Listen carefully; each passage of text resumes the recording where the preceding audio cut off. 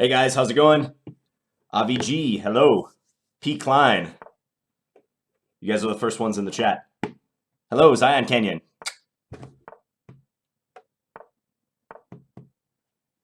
So the PCL coverage is still going, but I'm going to get in on the action right after it concludes. We're going to have a viewer tournament. So after Anna and Danny are all wrapped up, we're going to set this viewer tournament in motion, just the post-PCL entertainment. Hey, Ans Jovis. Hey, Rook X. Mental Burton. Hello to you. Jecker SB. JTC Soccer. Wrath of the Turkey. Yeah, viewer tournament coming up. It'll be 9 rounds. It'll be, I believe, 3+0 Blitz. We'll get the information posted pretty quick. Chess Bay will have that link. I'm just trying to keep an eye on the PCL coverage as well because I just got done watching that right before I went live, and that was a dramatic final match or semifinal match between Armenia and the St. Louis Archbishops. That came right down to the end, final game. P. Klein, I think the viewer tournament will probably be about an hour. Yeah, 9 rounds of 3+0 Blitz. That'll be pretty snappy. There's no increment, so the rounds will get done pretty quick. Hey, Nitro Sockside.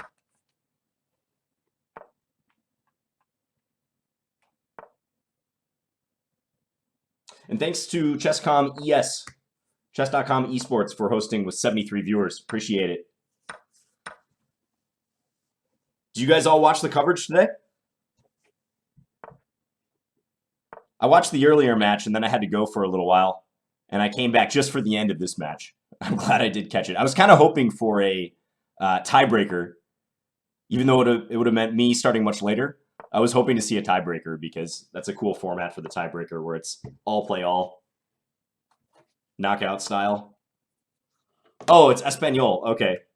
Well, thanks to Chess.com Espanol for hosting, not Esports. Appreciate it.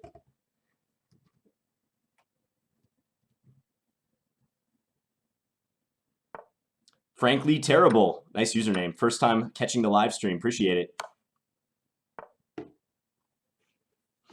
So like I said, we'll have that information up real quick. Chess Bay is assisting. Hey, JC Sill. Oh, thanks, RoboBeer. Yeah, I caught more of the first match with the Turtles versus the Pandas. And I think we'll have a very interesting match tomorrow. My prediction will be that Chengdu takes it. Chengdu Pandas. They've just seemed extremely strong to me all year. I mean, they have a beastly lineup. I think their only weakness is on board 4 with Chu Ruotong. But a lot of teams have weaker board 4s and, you know, not apparently St. Louis because Forrest Chen did an excellent job for his team. But if their board 4 tomorrow gets any sort of points, I think Chengdu will win the match. What's the prize? I don't think we'll have prizes for this tournament. This is just for fun. This is a bit spur of the moment, but it'll be a good time. Hey, Biffins. Yeah, I gotta admit, I don't know too much about the Armenian team. I know they've been putting in some great results this season. Seems like they've been sort of quietly just, like getting the job done in their matches this season, despite not having a lot of pre-season hype. Impressive to see them go to the finals, though. Hey, Chess Bay. All right, there you have it. We got the tournament link in the chat. So I'm going to go join that right now, too. There we go. Post-PCL Blitz with John B. Starting in 22 minutes. So that'll be a nice little lead-in time. Let's join this. We got National Master Frankie J in there already. Shout out to you, Frank. So everyone get in. This will be a big tournament. Oh, and very important. What am I drinking today? You guys know, of course. Get the Starbucks involved. I got the iced coffee. It's been chilling in the refrigerator for a while. I also ran downstairs and made a smoothie. I was making the smoothie right when the very dramatic final game of that last match was being played. And right on cue, Biffins. Cheers 241. Thank you, Biffins. You just subsidized this drink for me. Appreciate that. Hey, Darcy. I'm just taking a look at this GM versus GM match. Margin C versus Lordillian before we join the viewer tournament. So again, join the viewer tournament. I'm going to be playing and commenting, of course.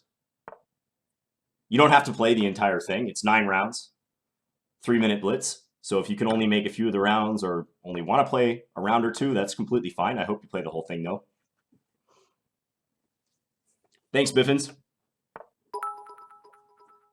No, Avi, we're going to start it in 20 minutes because there's going to be some viewers coming over. Well, not some viewers. A lot of viewers coming over from the official chess.com stream. So we need a little lead-in time in case they want to join as well. Hey, Dusky Mountain.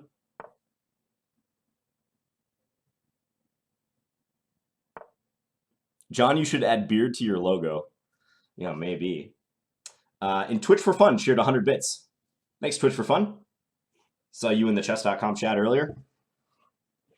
Yeah, 22K host. That'll be rather interesting. Again, this is pretty spur of the moment, but the chess.com guys, Danny just asked if I wanted to be in the pipeline after the PCL commentary finishes. And I said, all right, let's do it. I've had some plans this weekend. It's been a fairly busy weekend, but hey, for 22,000 people, hey, and there we go, 27,000 people coming over from the official chess.com stream, I will make an exception and spend my Thursday night, or sorry, not Thursday night, Saturday night streaming chess for you guys. So hello to all the new viewers. Appreciate you guys coming over. If you're just joining us from the PCL semifinals, hope you enjoyed that match between the Armenian Eagles and the St. Louis Archbishops. I was just telling my chat that I got done watching that too. I was downstairs making a smoothie while the drama was unfolding. So I'm an international master. My name is John Bartholomew, and I'm going to be streaming a viewer tournament on chess.com. I'm going to be playing it and just telling you guys my commentary. Very relaxed setting. So if any of you guys want to join, the link will be in the chat, and it's open to anyone. As long as you have a chess.com account, you can go join. And we will be playing 3-minute blitz, so 3-minute per player, 9 rounds, so 9 games total. And you can just join. You don't have to play all the games if you don't want to, but just join in and see what happens. BJH, thanks for the cheers. Also, thanks to Biffin for the 241 bits. And Twitch for Fun. Appreciate it, guys. So that tournament is going to be starting very soon. In 18 minutes.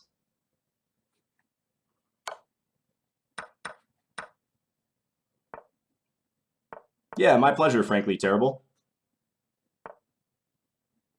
Oh no, we got hosted and then unhosted, huh?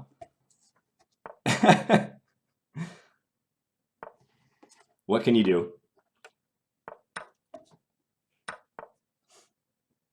I was about to launch into my spiel like, oh, if you're a new chess player, welcome. This is what I do. This is the type of content I produce. Yeah, I figured that would be pretty quick for them to just completely wrap up the PCL coverage because I wouldn't doubt if they were doing interviews and talking about tomorrow's matchups. But welcome to everyone who has tuned in so far. So I'm a pretty new Twitch streamer. I have a YouTube channel that I've had for this past several years, and I mostly post educational chess videos. You can definitely check that out if you like. If you're interested in getting better at chess, I've got a lot of videos that can help you. But I've recently started on Twitch as well, so I'm very happy to be here. Dynamic platform, and we're just gonna have a little fun tonight.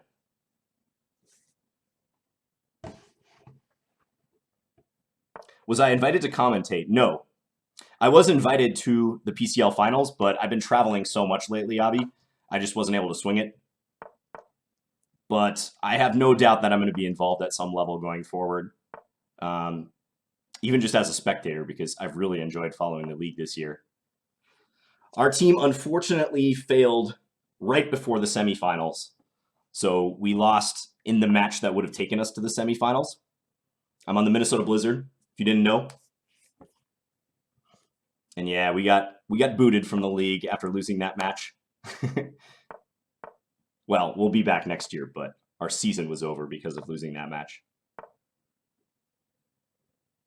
Oh, is that a rule, Chess Bay? If you're on a team, you can't commentate.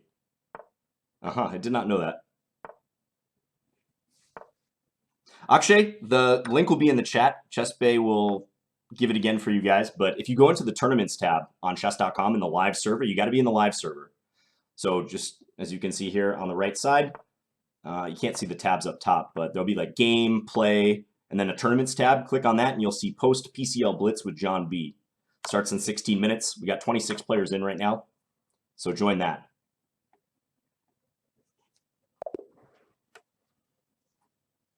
John, can you commentate on your thoughts on the format where they play on the computer? It was interesting just for the ease of presentation of the tourney. Yeah, I liked it. I liked it a lot. The whole white noise headphones, the fact that as a viewer spectating online on Twitch, I really liked hearing the energy of the crowd and the crowd noise, like them cheering when someone made a great move or there was some unexpected result. Like that was really cool. So I imagine the atmosphere inside the auditorium was pretty electric. And this is a totally new thing for chess. This is the first attempt to make chess an esport. So I give chess.com a lot of credit for being forward thinking like that and giving it a shot. And based on what I saw today, I think it looks very promising. You know, chess is not the typical esport by any means, but it can be no less exciting than any other game. And in my opinion, more so. 3+0 Blitz is too stressful for me. Need that increment, says Ecstatic Broccoli. Yeah, 3+0 Blitz is cutthroat. The thing is, if we add an increment, you know, based on my experience in Title Tuesday, that adds, like, you can basically double the amount of time the tourney will take. So we could do that, but I think it's pretty nice just to have the no increment. And thanks, Chess Bra, for hosting with 44 viewers. Shout out to the Chess Bras. We should do esport chess boxing. Yeah, chess boxing is a thing, so I think Twitch would be a perfect platform for chess boxing. And Matt A donated $3, says, hey, John, I'm a Department of Defense contractor currently working on a space shuttle door gunner for NASA. I love watching your videos and streams during stays at the International Space Station. Keep it up. Thanks, Matt. Matt is our resident long-haul truck driver, airline pilot, and now Department of Defense contractor, too. Oh, we got the host, too. Thank you to chess.com for hosting. Appreciate that. And once again, if you're just joining in from the PCL semifinals, I am International Master John Bartholomew. I am not in San Francisco for the PCL finals, but I work closely with chess.com. And we're going to be playing a little viewer tournament. I'm going to be playing this tournament, streaming my thoughts, my commentary as I play. It's totally for fun. And if you'd like to join the tournament, you can do so. It is starting in 13 minutes. And all you have to do is have an account on chess.com and just log into the live server, the live play server, and you'll see a tab that says tournaments. And you can go and join the Post-PCL Blitz with John B. And the format is 9 rounds, and it's Blitz. Usually Blitz is considered anywhere from 3-minute to sometimes even as high as 10-minute per side. So this will be 3-minute games per side, which if you're relatively new to chess is pretty fast. I don't recommend that for improvement, but it is a fun time control. There's lots of blunders, lots of people making mistakes, and I'm going to be right there with you guys making those mistakes. Hey, Chess King T. Ah, they have to join the fan club as well, huh? So yeah, Chess Bay, if you can clarify whether they have to join the fan club or not, hopefully they can just get in the tournament. Hopefully it's open like that. And Tommy Shelby donated $9.99. Says, for some hair gel. Yeah, it's a running thing on my channel to discuss my various hairstyles. And lately I've been going for the down look, not like the updo you see in my avatar right there. It's a subject of much discussion. Okay, so Chess Bay just confirmed you do have to join the fan club, and that link is now in the chat.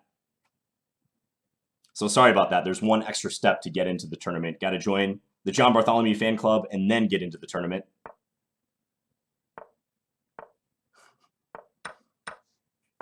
Yeah, various hairstyles, as in my 2 hairstyles. I'm pretty consistent, just like my chess play, right? Don't deviate too much. Have I played shogi? I've played it a couple times.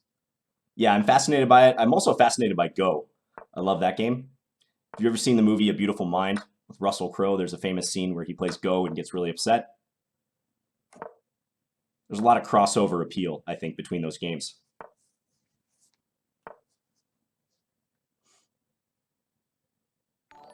Cool, 2 week, too slow. Hope to see you back here. The First Noel just subscribed. Thanks much. So this game going on right here is between 2 grandmasters, Margin C, Lordillian. They're playing on the live server on chess.com. And wow, I haven't been paying much attention to this match, but that is a lopsided score right here. Lordillian is absolutely owning Margin C at the moment, 10-1. And I think they're playing 3-minute as well.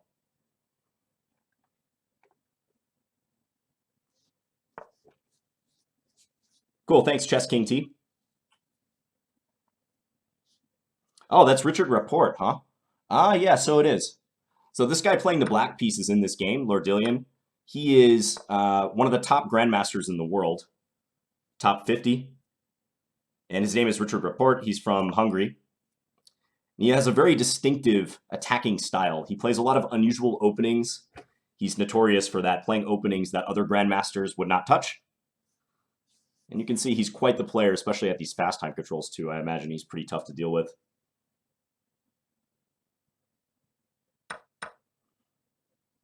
Yeah, and he did lose in the last round of a tournament recently, unfortunately for him, to the young player Kamar from Germany.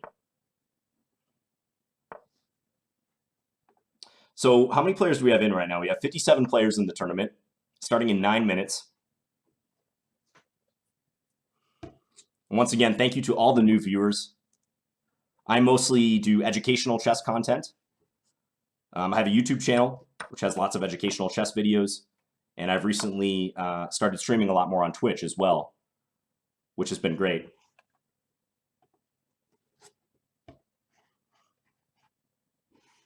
Okay, these guys are still going at it. Why don't I play a game just to warm up, huh? So you guys don't have to sit here and talk about my hair. Let's play a 1-minute game. We're gonna play some real fast chess. That's what you guys want to see, right? Some bullet chess. Yeah, tournament starts in 8 minutes, as ChessBay just said, 8-9 minutes. So I'm not going to play anything longer than a couple minutes because I don't want to miss my own tournament.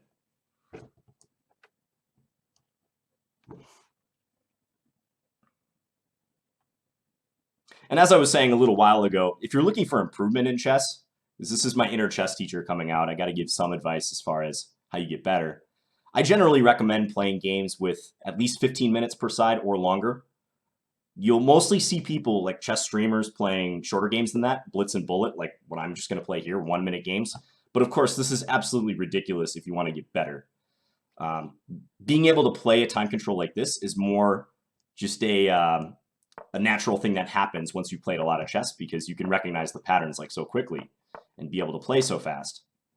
But I would not recommend this time control for improvement whatsoever. It's just for entertainment. In fact, one of the guys that you might have seen on the PCL coverage, Hikaru Nakamura, he is probably the best bullet player in the world. Possibly Magnus Carlsen has a claim to that, but those guys are insanely good. They would destroy me. My title is International Master, which is 1 step below Grandmaster. I like my position here. I'm going to take this. Could take this pawn on b2, but I'm going to take the file first and try to double up my rooks. I want to get some action going along the file. It's all a battle for who has this open file right now. I could have taken on f4 there. I should have captured that, but okay. I think I'm slightly better in this position. It's nothing major, but it's a nice position to play. I'm not going to do a trade with him. He's going there with his king. That's rather interesting. He's like walking up the board. That actually seems pretty dangerous to me.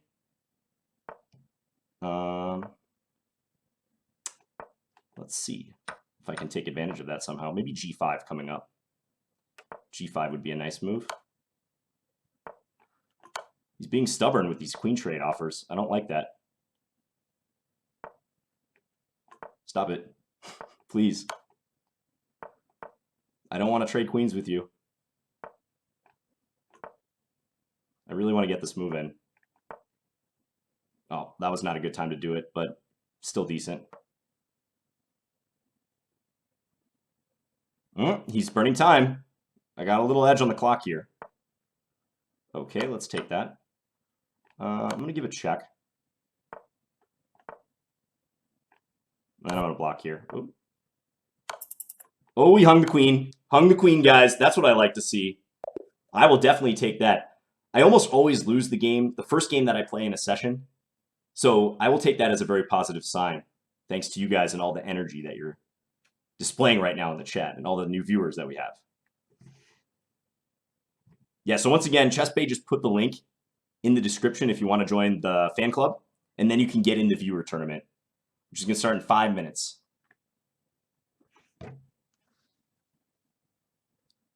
So that was an annoying position to play for him because you could kind of see his king was a little bit more exposed than me. When he starts running his king up the board like that, he has to be very careful that he doesn't get checkmated or that I somehow am able to create threats against that king, even if he doesn't get mated. And eventually I was able to, I don't know, cause him enough grief that he overlooked that the queen was hanging here.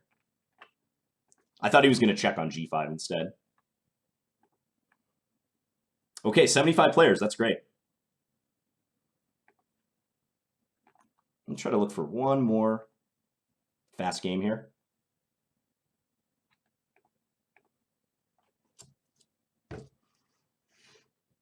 I was saying on the stream the other day that one of my life goals is to become one of these pictures. When chess.com is searching for a game for you, I want to be one of those pictures on the graph. It's like a top priority life goal for me. ChessBay asks, how is the baby? Does it look like you? Oh, that reminds me. Okay, so today I was over at my friend's house, and my friend and his wife just had a baby. The baby is 2 weeks old. Her name is Savannah. So congratulations to my friends Jenna and Peter. They might be watching right now because I had to leave the baby party kind of early in order to stream for you guys. So shout out to them, and also shout out to my friends David and Joel, who are over there too. But very cute baby. It is not my baby, obviously. I know you guys make jokes like that. But everything is just gravy today because I got to hold a 2-year-old or a 2-week-old baby, which I don't think I've ever held a newborn like that. So that was pretty cool. Okay, 3 minutes. We're starting here. Still looking for a game. Let's try again. I think I know which one Peter is in the chat. If you guys have any guesses, feel free to say.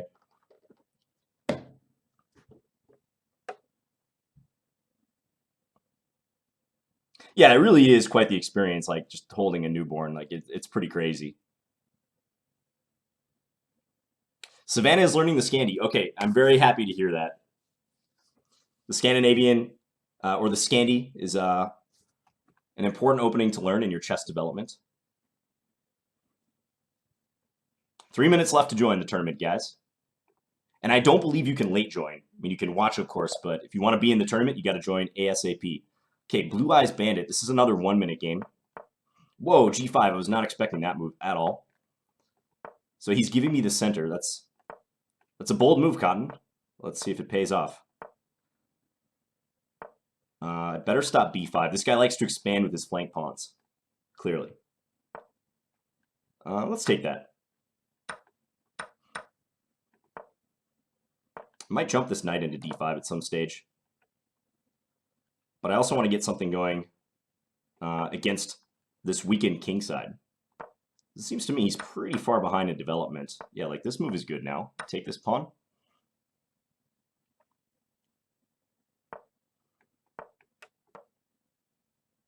So I'm up a pawn. Black's king looks very exposed. Check. Ooh, this is looking really rough because once this knight moves, I take that pawn with check, and this could be lights out real quick. For black, that is. Now this knight is coming in, anchored by this pawn. Knights really like outposted positions, so yeah, check here. And if king here, I can go queen g5 and then pick up the knight. This is forced mate, so my opponent resigned. Knights are short-range pieces, so they operate very well in certain quadrant sectors of the board, especially in the center where they have the most mobility. Ooh, and that is the sound that the tournament is starting in 1 minute. So with knights, if you can get them into what we call outposted positions, usually supported by a pawn, pawns are great in support of knights, then you can do a lot of damage in like a short period of time in a small area of the board. Terminoil, glad to see you here. Join the tournament in this like 30 seconds before it starts.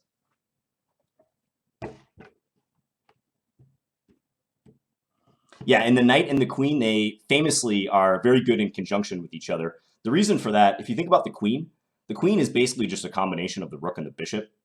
It combines the movements of those two pieces. So when you add in a knight, a piece that's distinctly different from a rook and a bishop, you create almost like a super combination. So queen plus knight is typically a more dangerous attacking combination than, say, a queen plus a bishop. Because a bishop and a knight are worth roughly the same. If you were to put a number of points on them, it's 3 points. But that's what's cool about chess. Like, depending upon the position, certain pieces are stronger than what they might normally be, or weaker.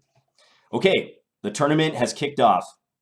So 9 rounds of 3-0 Blitz, 3 minutes, no increment, so there's no time added per move. I'm playing Zendo in the first game. Good luck to you, Zendo. And I'm playing a flank opening. Generally in chess, you want to try to occupy the center, especially if you're a player starting out. You should not deviate too far from the strategy of occupying the center with your pawns and then trying to get your pieces to the center as quickly as possible. That's like basic strategy, classically accepted chess principle. But when you're a little bit more experienced, you can start experimenting with flank openings like this. This is called a fianchettoed bishop. It's on a very long diagonal, the longest diagonal you can occupy in chess. And this will be an important piece for me.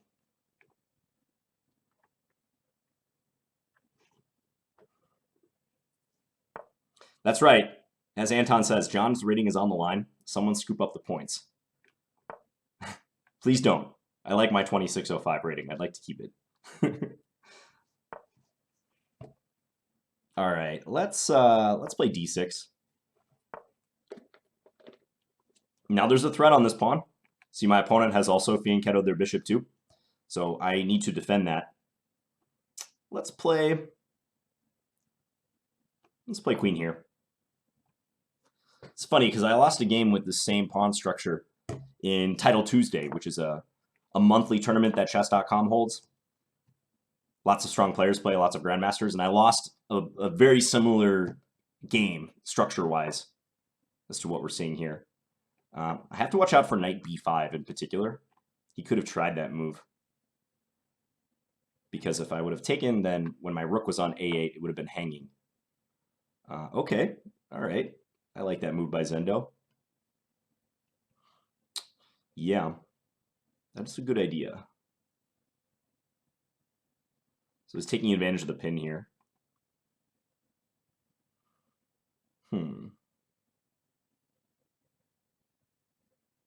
Okay, I'm going to develop. I don't think I should have allowed this move, though, c5. Slight mistake on my part.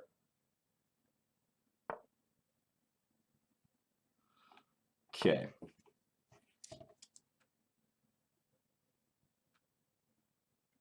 Thanks, Comrade96. Okay, my opponent's playing well so far. He's developing all his pieces to correct squares. I have to be a little careful here. I'm going to do this. I don't like my queen being on the same diagonal as this bishop. Like, that's making it very uncomfortable for me. That's probably something I got to take, so I'll do that. Zendo, 1453 rating. Not a bad rating, but, you know, I'm outrating him by a lot in this game, so I give my opponent a lot of credit so far. And if he's in this tournament, he probably knows he's on stream too, so that's not easy to play with that pressure. I'm feeling the heat here, guys. These pawns are not easy to defend.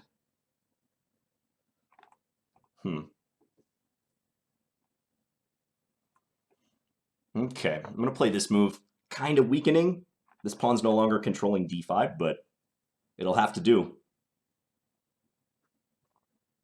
I think I'm trying to go here next. Attack that pawn on b2 and also get out of this pin.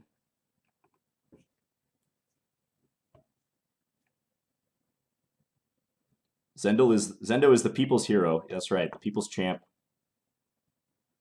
Okay, let's go ahead here. You can see that time is becoming a factor now. There's no time added per move, no increment. So yeah, once he reaches 0 or I reach 0, game over, you lose. It's just like getting checkmated.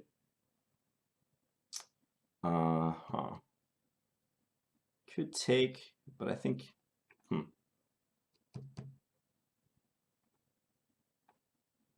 I am actually going to take.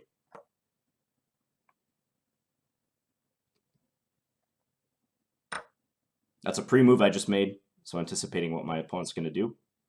Okay, let's pin our hopes on this c-pawn. He can take here now, but I think this c-pawn is going to be pretty tough to deal with. And he's getting low on time. Let's keep pushing. Push him, baby. Again, shout out to the chess bras. Let's take this guy.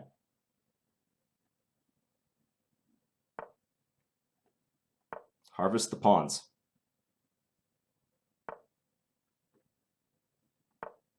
Attack that bishop.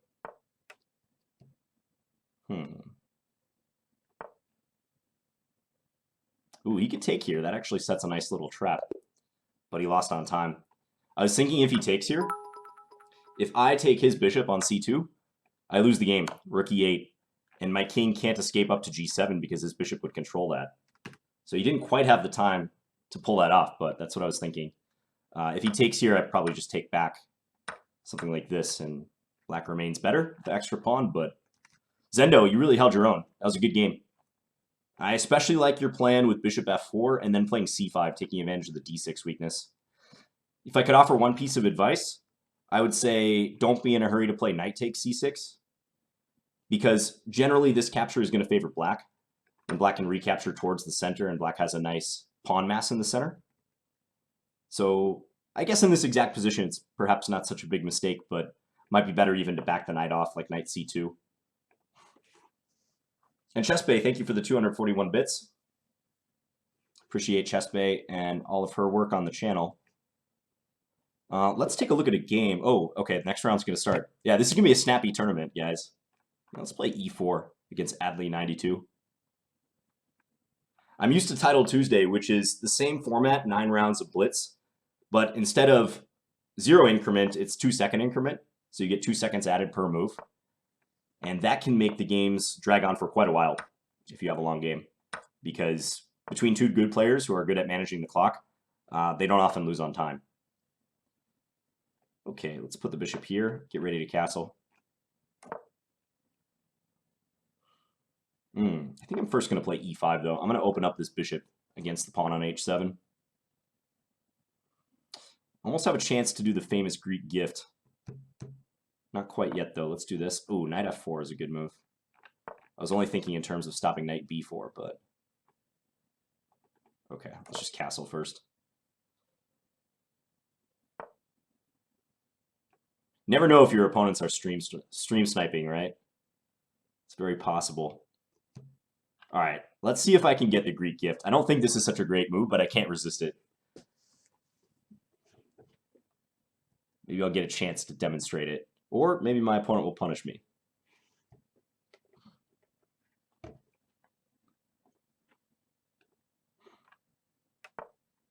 Baby Boss is already on 2 out of 2. They won their game pretty quick. Okay, so here I have a chance to do it. Is it good? There's only one way to find out.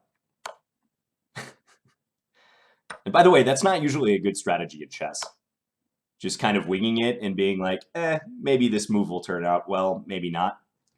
Usually in chess, you're preparing your decisions only after protracted thought, but Blitz is a little different. Okay, so the king comes out here. That's pretty bold, because if king came back to g8, I was going to go queen h5 and set up mate threats. So here I've got some nice options. I can check on d3. I can play queen g4. I think I like queen g4, even though the queen d3 check is more direct. Yeah, I'm going to play queen g4. It's a very annoying move for black, because now I'm threatening to move this knight away with a check. Call that a discovered check. So black's king is completely exposed, and I'm liable to check the king on the next move.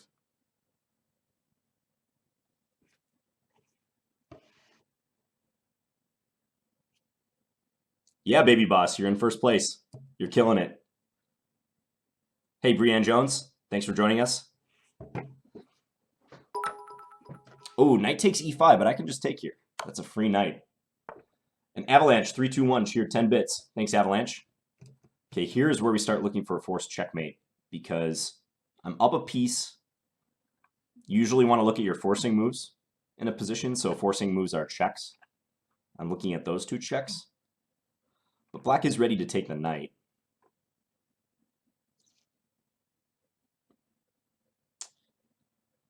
Yeah, it's close to being forced mate. But I'm going to play just kind of a safe move to control or defend the knight. In a longer game, I would have looked for a forced checkmate there, but I'm up a piece. This defends. Black's king is still open. I'm still threatening checkmate now that the knight is defended, especially with knight h7. Let's go here. That looks annoying.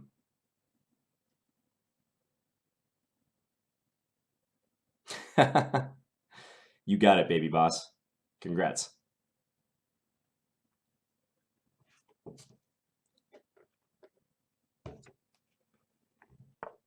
In Blitz, it's all about being practical. I mean, there's definitely points in the game where you have to be okay with just making a move, not necessarily the best move, because you don't want to lose on time, basically. Let's go here. I'm going to cut off the escape square for the king.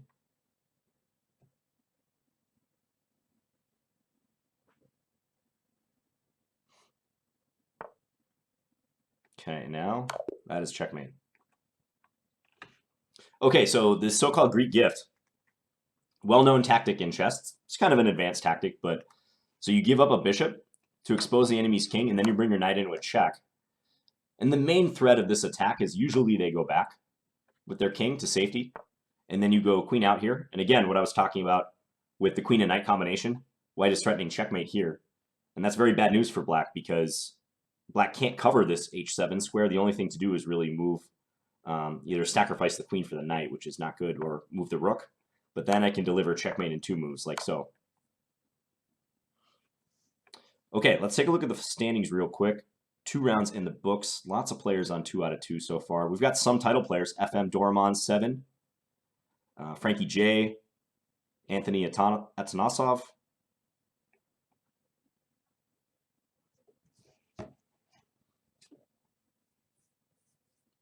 What's wrong, RoboBeer? RoboBeer says this is disheartening.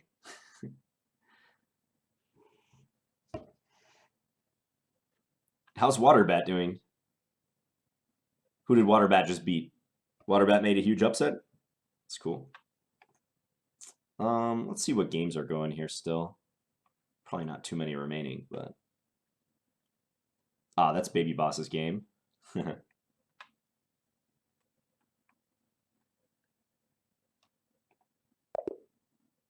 Ooh, Frankie J just drew. That's a bit of an upset. Definitely an upset. Frankie J is a national master, and Fairy Tale Time is 1785 rated, so big upset right there. Looks like Frankie decided that this pawn was too strong, so he has an extra knight in the position, but black has this very dangerous pawn, which, yeah, if white is not careful, that pawn could become a queen. So he decided just to repeat the position so as not to let that pawn advance further. So good job, Fairy Tale Time.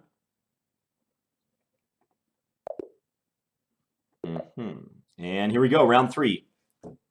Bedmen. Bay de Men. Rated 1913. Is that a Batman avatar? I can't really tell.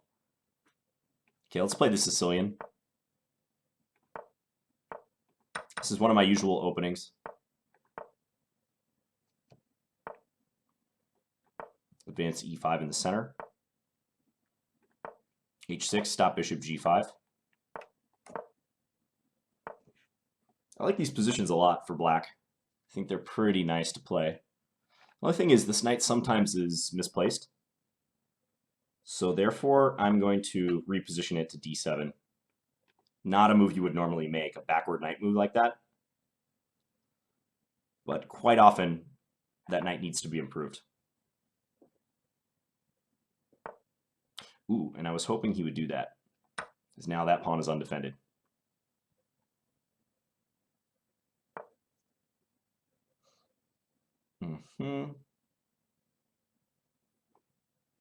Okay, let's do this. Defending the knight, also attacking the queen. Pre-move that capture. Okay.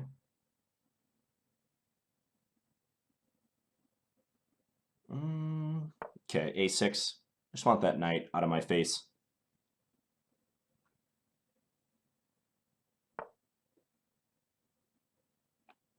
Take this guy.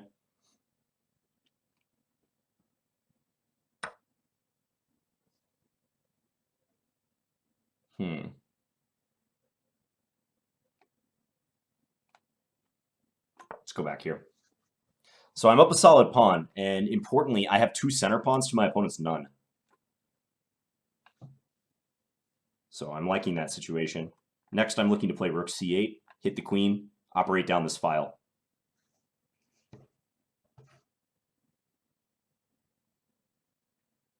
Oh, that's good to hear, Sir Maestro. Cool. Yeah, appreciate you saying that. Glad my videos have helped you. Okay, so take the file with tempo, attack the queen. Probably just d5 here. d5 looks quite good. Get these pawns in motion. And now e4 could be a threat. It is a threat. Advancing further. No new viewers just subscribed. Thanks, no new viewers.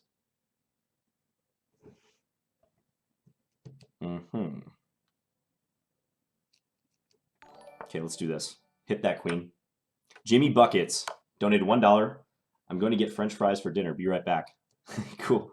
Thanks, Jimmy Buckets. Yeah, Logo Dis. I was wondering about knight takes d6 as well. I'm not completely sure. I think that was working okay for black, because I didn't see how white could increase the pressure down the d file. But you're right, that was a candidate move for sure.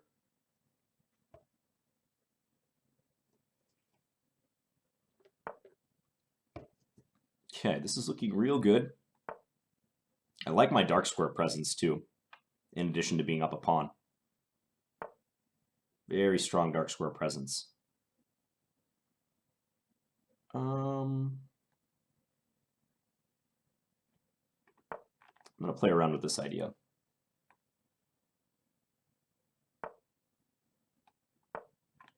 Maybe look to double up the rooks.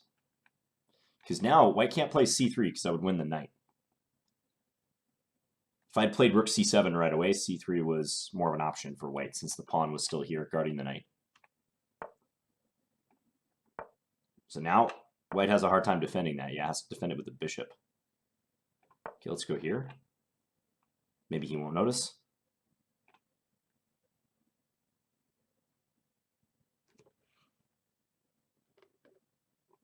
We're closing in on 100 subs.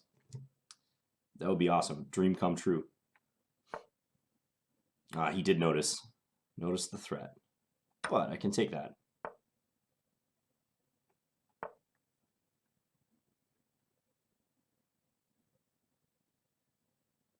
Okay, up 2 pawns.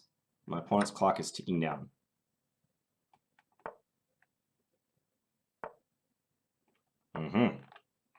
Got the bishop fork after all.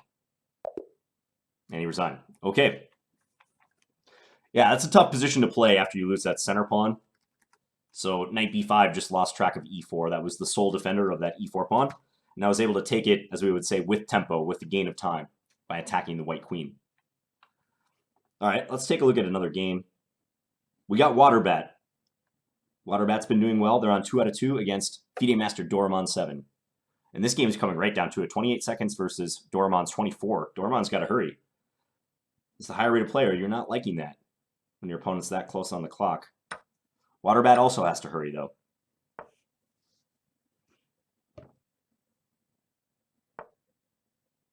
This pawn could be captured.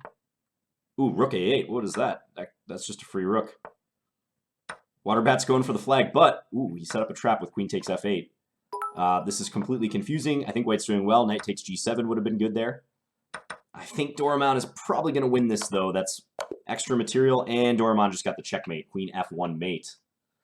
Ooh, good try, Waterbat, though. That came right down to the wire. Terminal just won to move to 3 out of 3. Good job. R. Vlasov subscribed to Twitch Prime. Thank you. Also, Core 4 1996 just subscribed. Appreciate that. So, what other games are there? Still quite a few players on 3 out of 3. And we're on the next game, Raise the Curve. All right, I played d4, or e4 rather, in that other game, so I'll play d4 this time around. Good luck, Raise the Curve.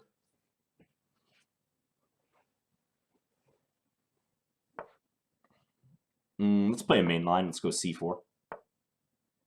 Ooh, this variation. All right, the Budapest Gambit. Yeah. This could be a nasty surprise, this particular variation. Thanks, Sir Maestro, for the bits.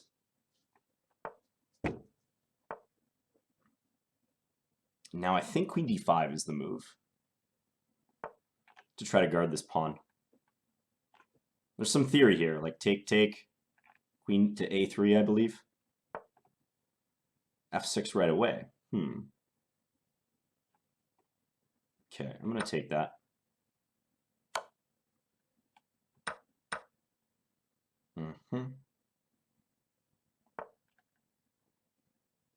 So black is down a pawn, but black can claim certain compensation because you can see these pawns are double isolated, meaning they have no pawns next to them to defend them. So it's not necessarily the end of the world for black. Still, though, you know, a pawn is valuable. Ooh, do I have check here? Let's see how he reacts to this, because this is a fork on the king and the knight. Yeah, so I'm pretty happy to trade in this situation because I'm up material. Let's actually go here, though, first.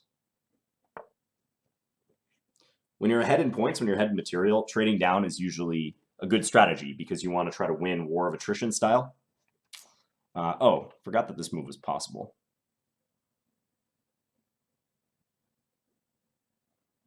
Okay, let's go here.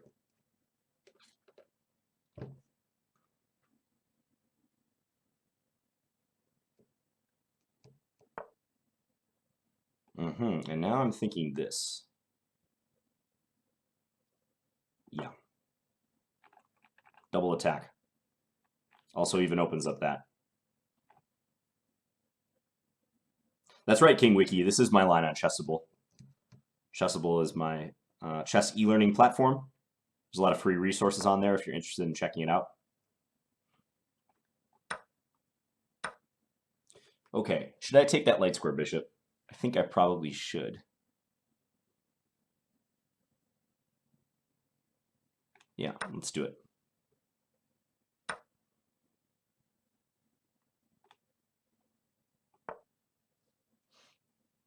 So still up the pawn. Now black has a set of double isolated pawns, which I'm glad to see because that sort of offsets mine. But there's a lot to play for here, still. Game is not over by any means. Whoa, exchange sacrifice, okay. So an exchange sacrifice is giving up a rook for a knight or a bishop, a rook for a minor piece. Yeah, definitely possible. Now black's going to win this pawn. But I feel I definitely should have the edge here.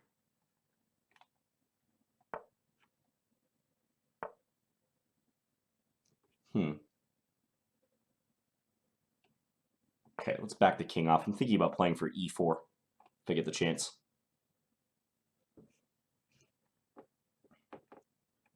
Hey, Z Nation, I'm doing well. How about you?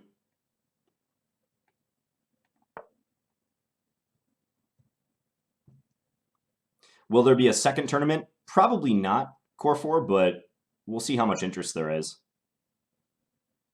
Let's go here. I got to speed up a little bit. I'm under a minute. Raise the curve is currently beating me on the clock. Let's take with the pawn. Oh, I probably should have taken a different way.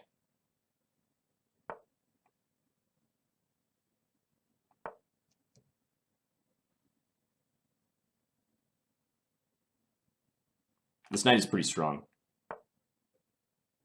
So I'm not a huge fan of how I captured there.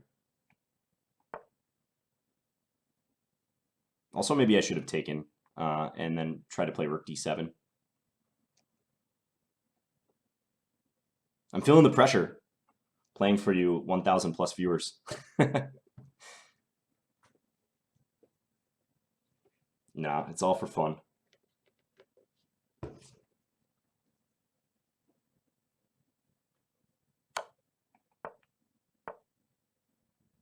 Okay, let's go here. Bring the king up. I need to slowly advance these pawns. That's what I need to do. Let's try this, though.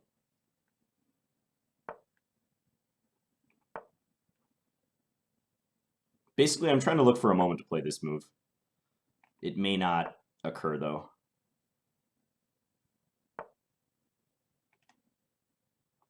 Okay, bring the rook in now. Try to undermine the defense of the knight.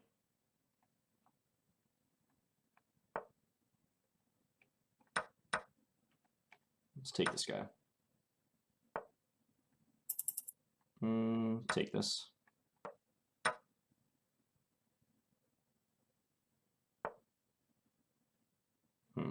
Check. Gotta watch this fork here. It's a nasty fork that's possible.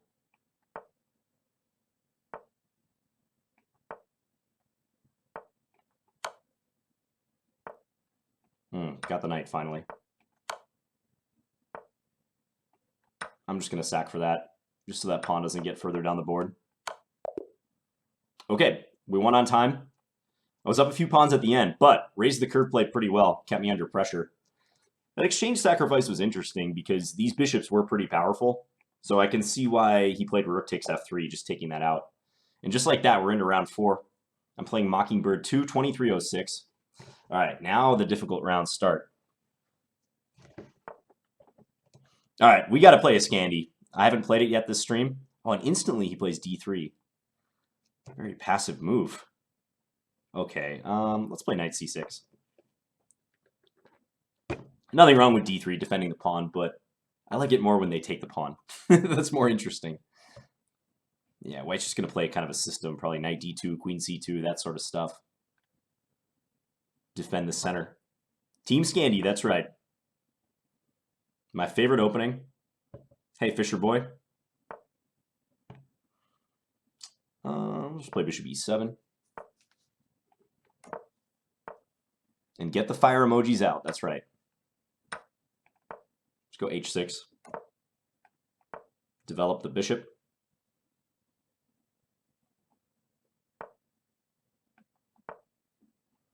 Maybe the bishop can come in here, or to g4 at some point.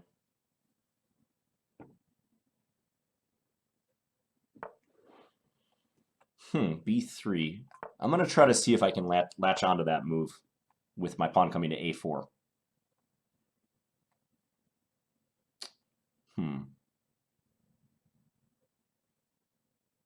Okay, let's do this. I want to pin this knight so it can't take on e5 after the trade of the bishops. And now I win this pawn. It's a nice pawn to gain. because it's right near white's king. Okay. Probably take the file. Gotta watch out for queen b5.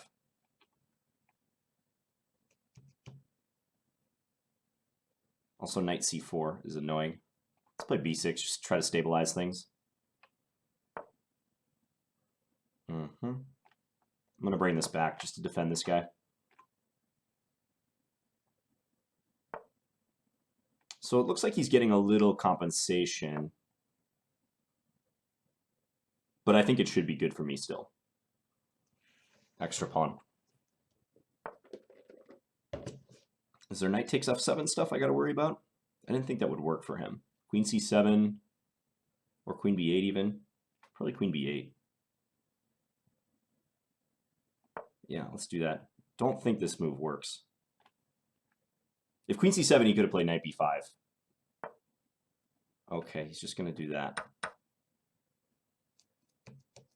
All right.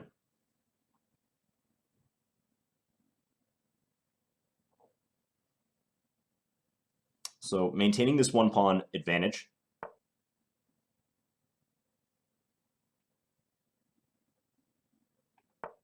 Let's attack this guy. g4, maybe e4. Yeah, I'm going to do it. Because if he takes, I can take on g4, and I figured that's good.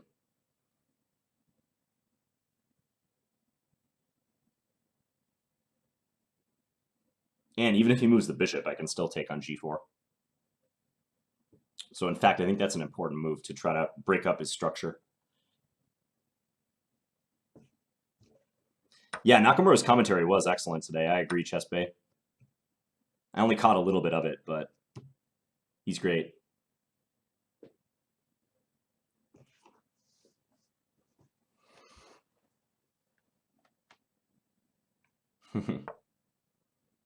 Okay, knight's on pre. Probably just bring it back here. I think I'm just going to trade down now. Again, the strategy trade when you're ahead.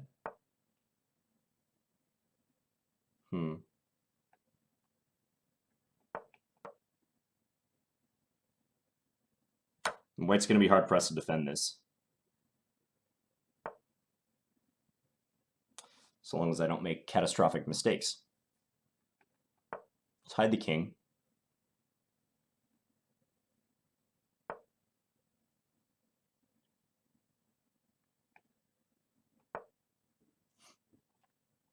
This gives me various checking options now.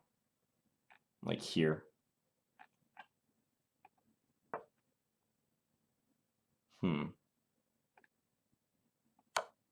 Might just go after this pawn.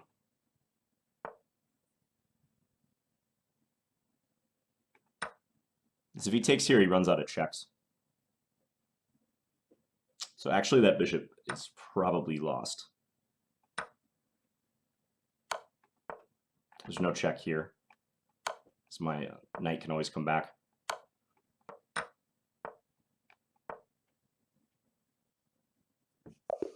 Okay, so getting the queens off the board really sealed the deal there.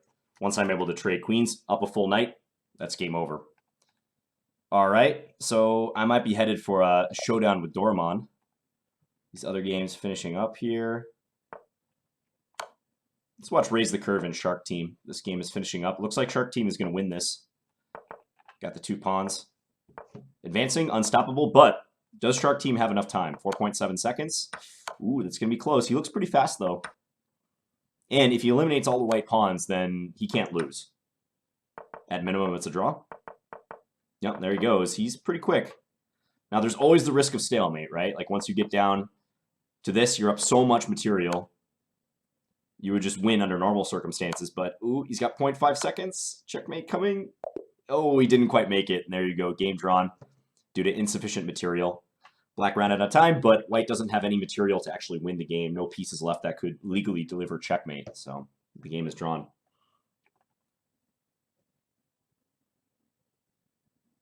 Zion Canyon, you want me to ban anyone who beats you, huh? That'll be pretty tough. All right, playing Durham on 7. This is a big game. We're both on 5 out of 5. Are we the only perfect scores? We are. We're the only perfect scores on the field. So whoever wins this game is perfectly poised for the remainder of the tournament. So I'm going to play my mainline stuff, Queen's Gambit.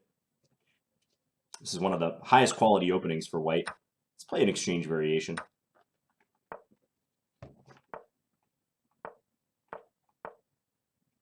I've been losing to this line with black in recent years. It's very annoying. It's a symmetric position, but black has to know what they're doing here. Yeah, crew has 4.5 out of 5, so they also have a decent score. That's right.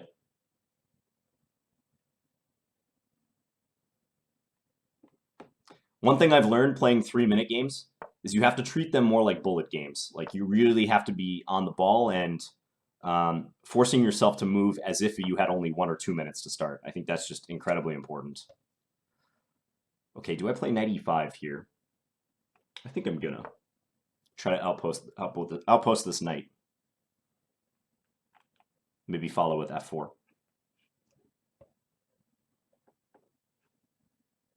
Why is the Queen's Gambit high quality, asks Harlem Knight. Well, it's one of the only ways you can really disturb black's setup after d4, d5. So it has a pedigree for that.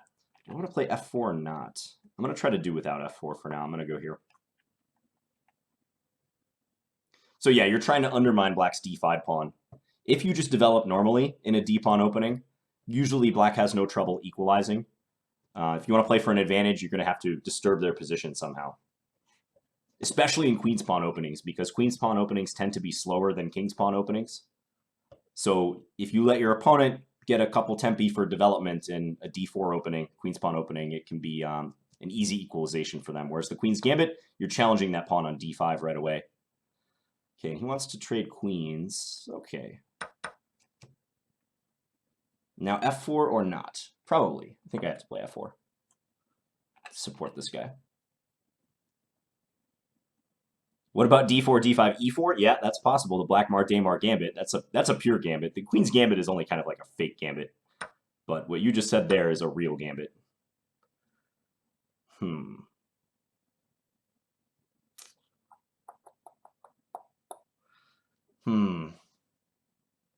going to go bishop f2. I'm going to try to keep this pawn.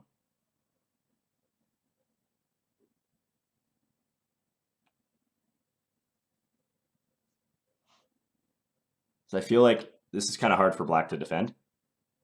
And also, I'm up almost a minute on the clock now. So that is promising. It's castle.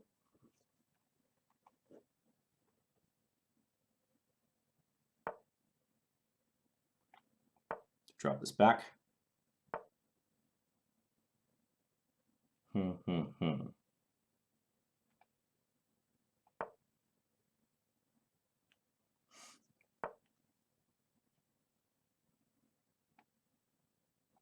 Really want to win this pawn. It's almost purely what I'm playing for right now. And I think I'm going to be successful because black has a hard time getting another defender there. And I've got that time advantage. I need to keep that up.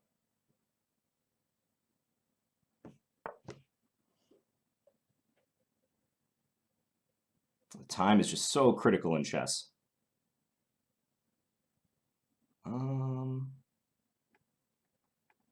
Okay, let's bring this back.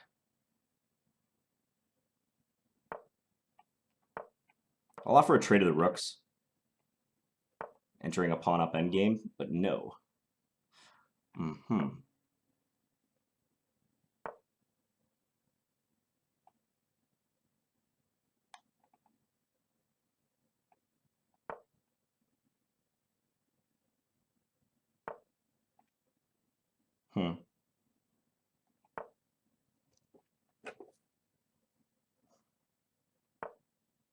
Kind of holding out on c3.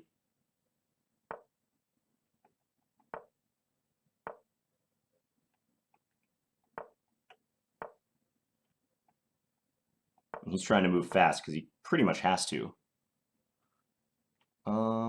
Let's go here.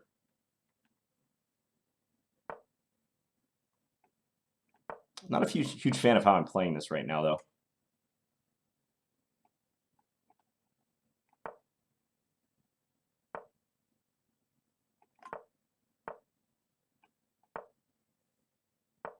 It's kind of awkward for both of us. Ooh, and he mouse slipped that. He meant to play rook takes c6, but yeah, he slipped. That was going to be tough, though, with 10 seconds remaining. I feel like I could have converted that better somewhere, but yeah, I think I got the advantage when I outposted the knight on e5 and he took with the bishop. In my experiences from the black side of these positions, this is pretty nice for white. He's pretty cramped, and white has the bishop pair, which is an advantage. Okay, who else do we have? Let's check out Cruz 64's game. This is just wrapping up. Ooh, and Cruz 64 just won the queen. 24-64 rated Cruz 64. That's probably who I'm going to be facing next round. Okay. So I'm on 6 out of 6. Cruz 64, that'll be corrected to 5.5 out of 6 once that updates. Still a lot to play for with 3 rounds remaining. Yeah, good game, Dorman. What's my score over Astane? I'm not sure because I haven't played him for quite a while. I would bet that we're pretty even. I think in actual chess skill, we're quite even. Both IMs. I like his videos a lot, by the way.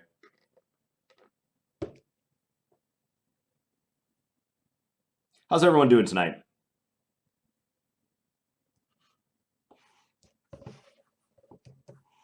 And I'm going to be streaming again tomorrow, too. Post-PCL, by the way. So if you want to tune in tomorrow, feel free. Please do. All right, so here we go again. I get the double white. I'm paired with white again against Cruz 64. Let's play another Queen's Gambit. And he immediately takes the pawn. I have a bad record against this opening. I have trouble playing against it sometimes. So hopefully I can do some damage at least in this game. Let's do this. I'm going to go after that bishop pair. I'm going to be real aggressive and try to get this guy. Just like the last game. Seize those pair of bishops. Goes there. Okay.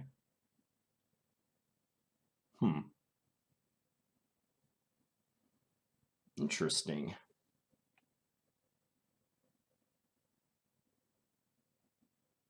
Okay, I'm going to castle. That's a weird looking move by me, castles.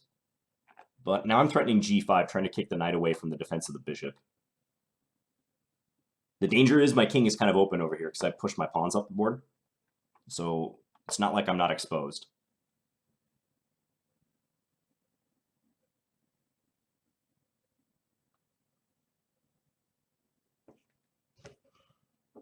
Yeah, Ecstatic Broccoli, 3e4 in the QGA, I think is just the best move. It does entail sharper theory that I've never played for white, so that's why I haven't played it in the past. But I agree with you. I think that's the move to look at. Hey, Moose25.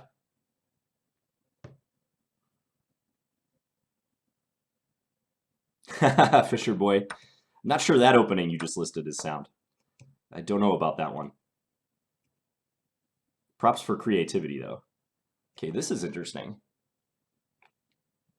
I'm going to take.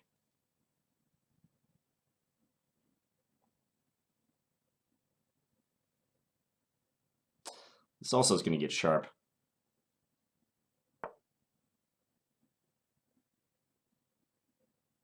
He's throwing some pieces at me. Okay, let's do this. Threaten this guy. Looks like he's trying to work out the best way to attack me, so I'm hoping to play off of that. But I'm a little worried right here, I'm not going to lie. So my king isn't so safe.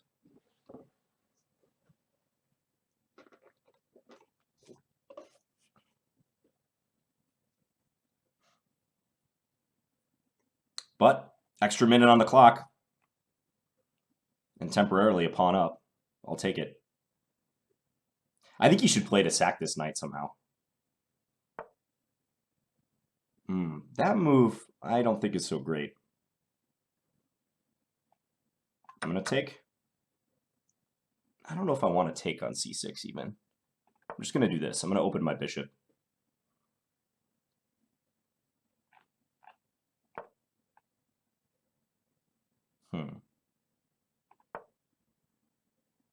Because now he's taking some of his pieces away from the king side. I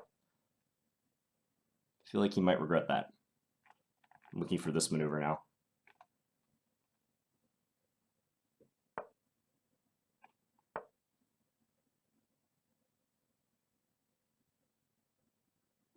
Yeah, bring another piece to help out with my king's defense. Let's go here. Now this could be a threat.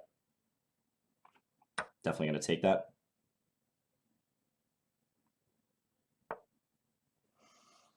Knight f5. What's the follow-up?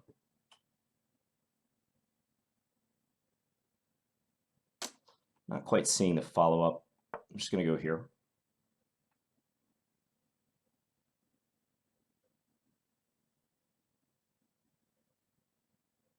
Probably not the greatest move, but...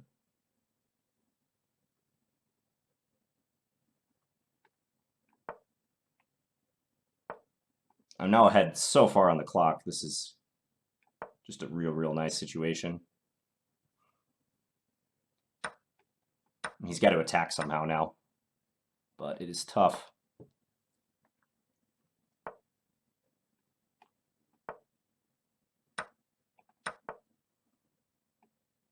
Just hide the king.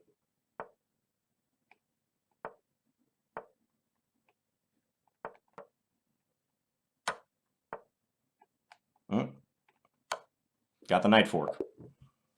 Okay, so that extra minute paid off a lot.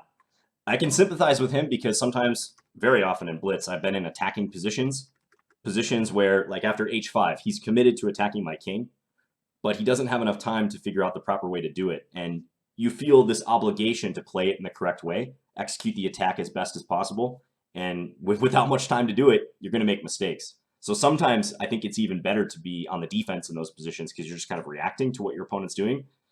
Like when he plays h5, I'm like, okay, I'll take the pawn and do your worst here. Show me what you got. But then he started burning time, and that really worked to my advantage. Okay, let's watch Doraemon if I can. He's still playing. Just one against Wild Llama.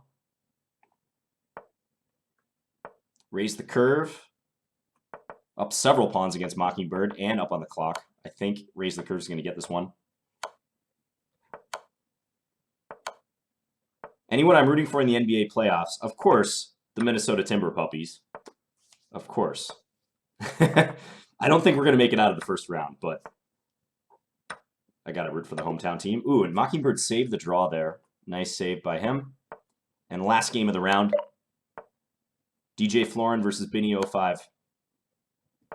Both on 3 points, and White saves the draw. King and Bishop versus King, not enough to checkmate. So next round starting. Round number 8, 2 rounds left. I should drink this smoothie that I made like an hour and a half ago. Terminal. Long-time viewer. Good luck to you, Terminal. Timber Puppy sounds like I just made it up. No, I can't take credit for that.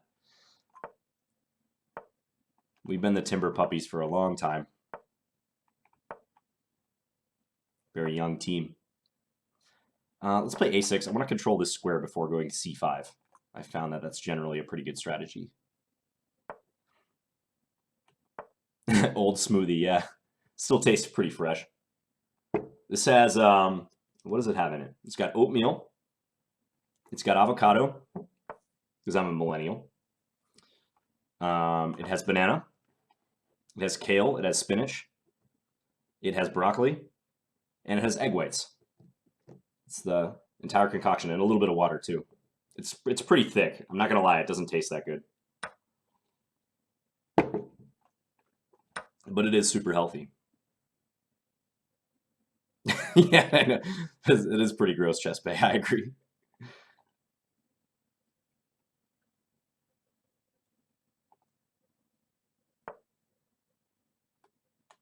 If I want to continue climbing the chess eligible bachelor ladder, I got to keep eating healthy, making gains off the chessboard. That's very important.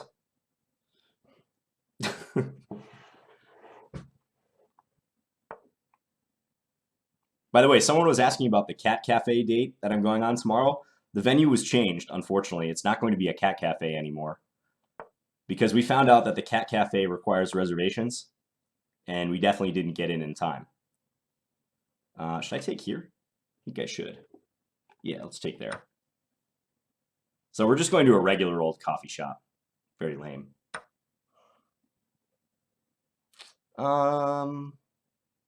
Maybe I should have waited to take there, actually. All right, drop this back.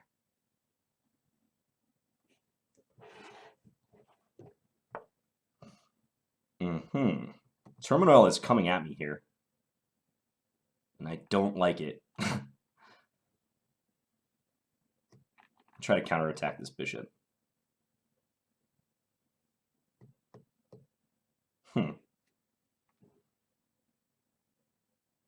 All right, let's just make sure that bishop never gets trapped. I was trying to see if I could sneak in e5 or something like that, but I think h6 is just much safer, more sound way to play the position. Now, I'm kind of wondering where Terminal is going to put their king. That's the big question when you push that many pawns, because you don't have a lot of pawn cover for your king as a result of doing that. It's kind of like my issue in the last game. I castled on the king side, even though I was weak on that wing. So it created some problems with my king safety. Oh, the Rockets are fantastic, Capablanca. I mean, you've got a team worth cheering for sure. Okay, let's go e5. Force him to take. And now I like the pressure that I'm going to have against that pawn. Let's go here. I think he's going to play knight b3 and try to hit my queen. But I maintain a nice position with the attack on this pawn constantly.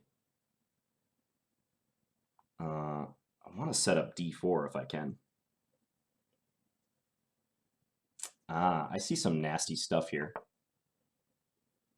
I see some nasty stuff here, guys. Oh, it doesn't quite work.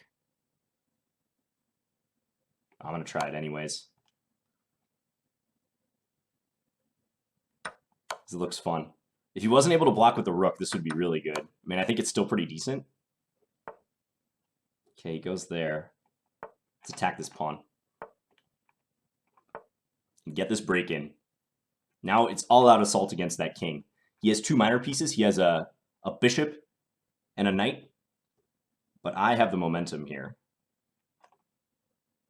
Let's take this way.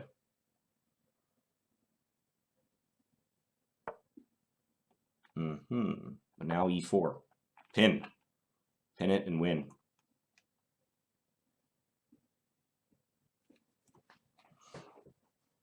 Rest in peace to John's hair. Yeah.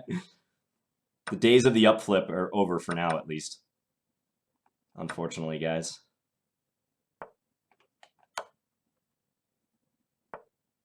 Okay, now let's just play a move to prevent bishop h7 check. Nice secure move. This is too much material.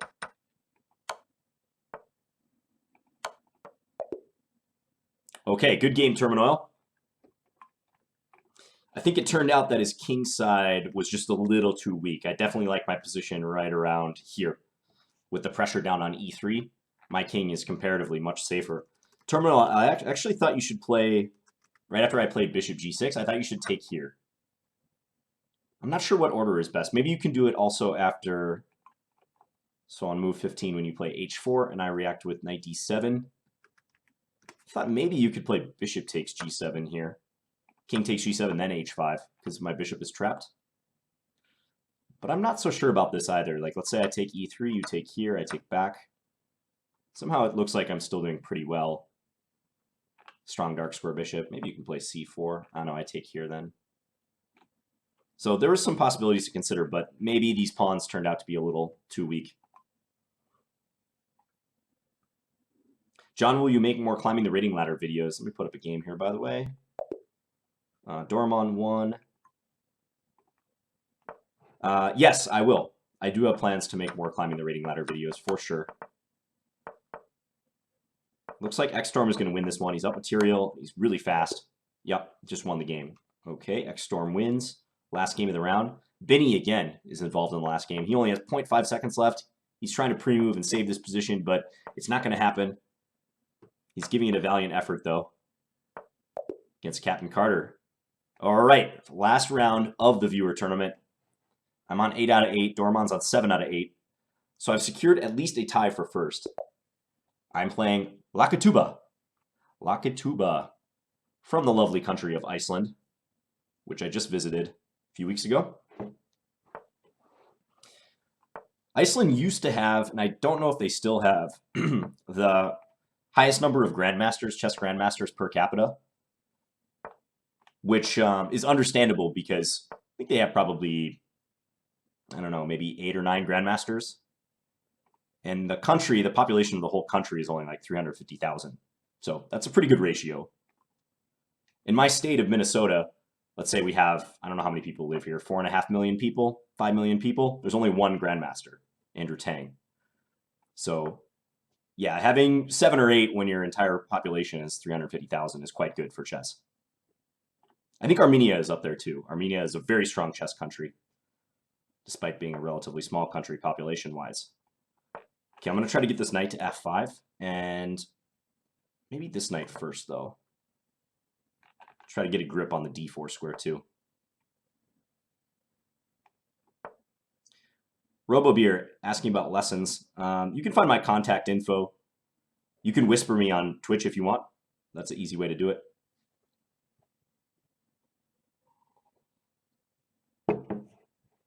Oh, that's nice of you, Chess Bay, to promote me. Yeah, I'm not a grandmaster. I'm working on it, but it's a long slog. Definitely doesn't happen overnight. Okay, let's see if he'll blunder knight b2, or knight d2 rather, knight e3. That would be a nice situation for me. I don't think he's going to. h5, I'm playing this move just to secure the g4 square.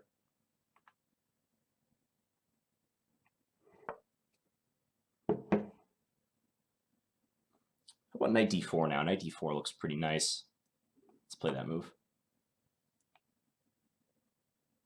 So how far am I from Grandmaster? I need 2 more Grandmaster norms, and I need to get my rating above 2,500.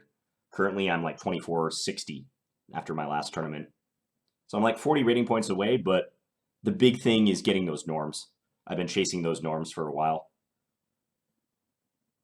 And for those of you who don't know what norms are, they're essentially performances in long chess tournaments, like outstanding performances in long chess tournaments. Tournaments of 9 games or longer. And you have to perform at a 2,600 level or higher in those 9 rounds. Okay, he's retreating all over the place. He's got all his pieces on the back rank. That's usually not a good sign, but he is staying solid for now. Am I going to get this move in finally? The break I was looking for. I mean, it might actually not be that good. Well, actually, it could be good. Let's do it. I was thinking maybe rook f2 was better there. Okay, let's take this guy. This is a situation where I might strongly consider sacrificing an exchange because the position is pretty closed. But I don't have to make that decision yet. I'm thinking like putting my rook on c3 at some point, maybe.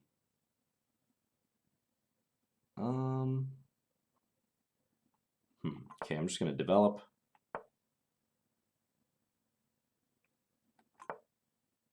Take aim against this. This bishop wasn't doing anything on that diagonal, so I can switch the diagonal.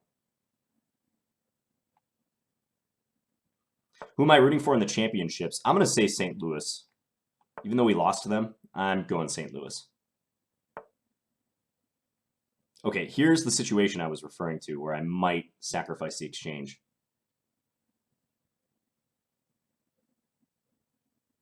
I really want to. Let's take this guy first. I'm curious what he's going to do. Takes with the pawn. Okay. Yeah. All right. Exchange sack. Operational. Oh, he doesn't take it. He doesn't want it. That's no fun. All right. Let's double up. being very adamant. He doesn't want my material.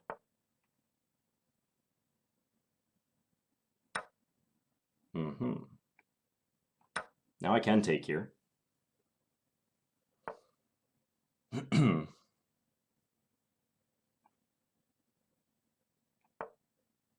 This is interesting.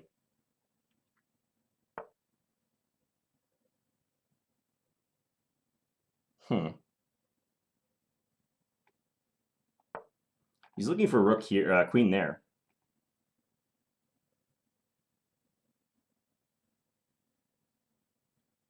This actually isn't so clear. I'm attacking a lot on the second rank, but he's got some threats around my king, too.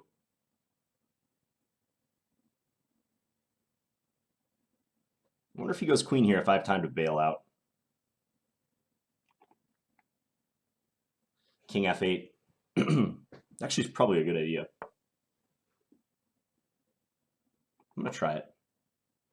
I could try to win his queen right away, but he gets 2 rooks for it. I want to do this first. I want to secure my king first, because I don't see like a great move for him here. Yeah, and you can see he's burning a lot of time trying to figure out what to do. Okay, so now give a check. Pick this up. Yeah, and he's practically out of time here. That was very interesting. That was a case of who's going to get there first. Good game, Lakatuba. Yeah, he was trying his best with g4, trying to bludgeon his way through my structure, but I mean, I have a feeling black is probably winning around here, but he found some creative moves like rook h6, intending queen h4.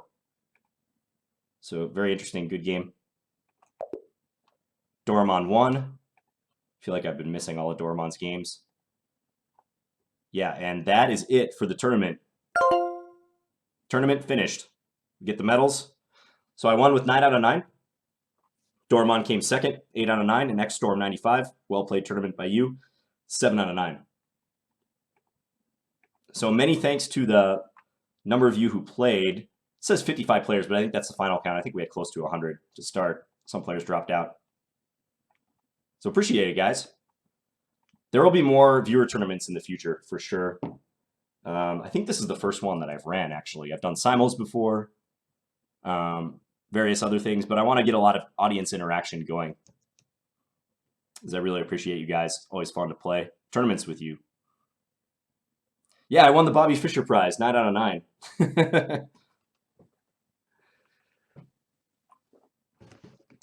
Yeah, it's tough with 3-minute. I mean, I think increment is definitely better quality of play-wise, no question. Because 3-minute is so much about time management. Managing your clock is just as important as what's happening on the board in 3-minute chess. Yeah, gain 11 rating points. That's good. I'm eager to play a little bit more. Let's play some 1-minute games again. What time control do you guys want to see? Let me poll you guys. Do you want to see bullet or blitz? Probably not going to go super long games, as in 10-minute games or more, but between bullet and blitz, what do you want to see?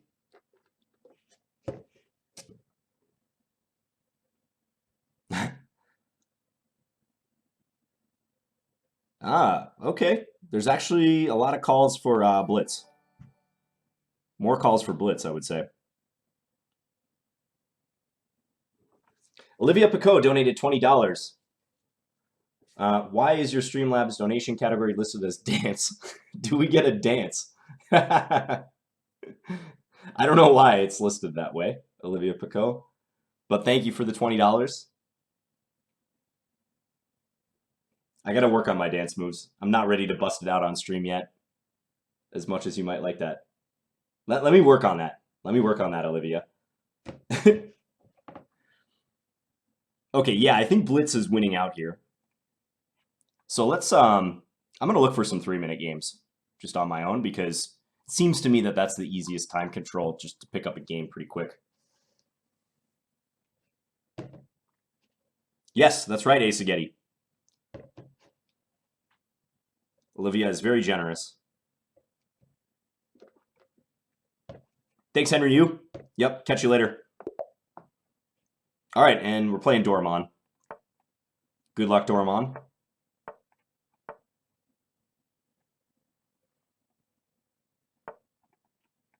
Okay. Okay, I'm going to do this and then play bishop d7. Maybe Nakamura style, queen c8, look for bishop h3.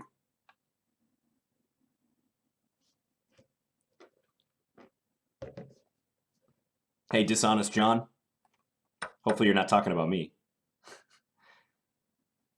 H5? I think H5 makes some sense here. I'm going to do it. Kind of feign an attack against the king. Might go for it. Might do something else. Let's play bishop here. Take aim at this pawn. Yeah, Doraemon is quite good. I agree. But am I winning a piece now? Because where is this bishop going to go? I'm going to go g5 next. Plunder my blunder. Cheered 1,000. Dance, John, dance.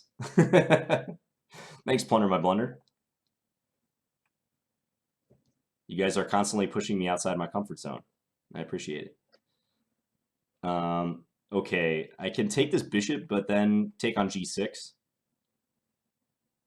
I don't have to take the bishop yet. I could just play bishop f7 or something. Which I think I'm going to do. I'm going to go bishop f7 first. And Chess Bay donated cheered 1,000. Irish jig, maybe. Thanks, Chess Bay. Okay, here I can play g5 or e5. Probably... I think I see their point. This weekend's f5. They're going to take and then play knight f5, I think. All right, let's go e5 then.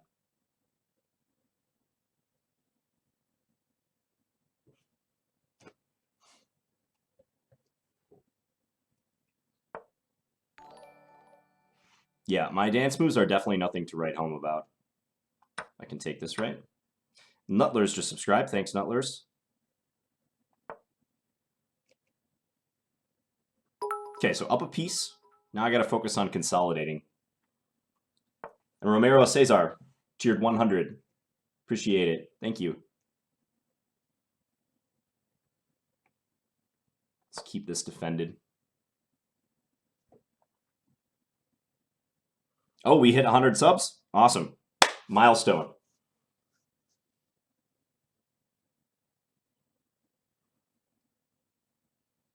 How do we turn off the clock? Oh,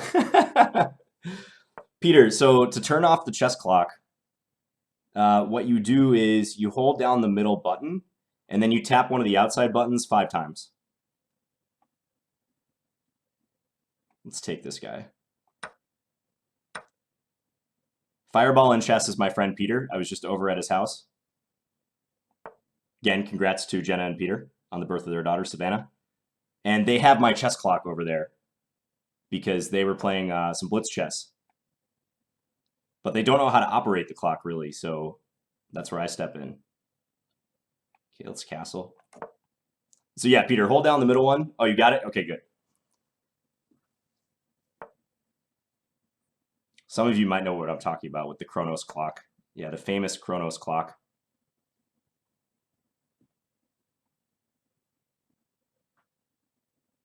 Yeah, definitely, Romero. I agree.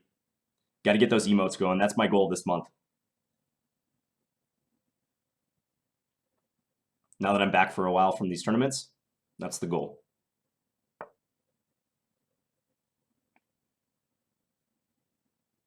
Okay, let's attack the weaknesses.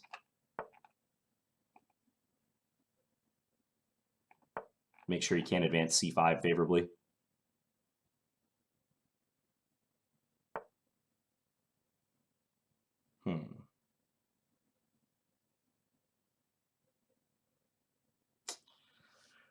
I'm going to go here. Kind of a weird looking move, but...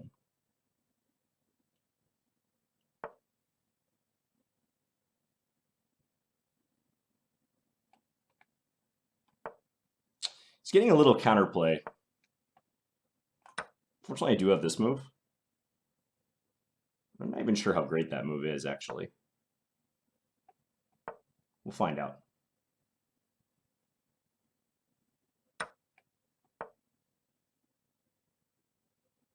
No, she'll still should be very good for me. Attacking the queen. I'm on the pawn as well. Yeah, we've got a lot of good ideas for emotes. But they just have to be brought to fruition.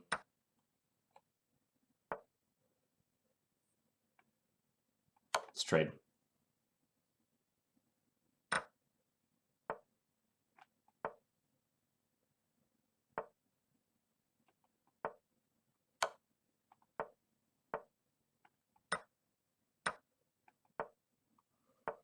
Okay, so this is a winning position.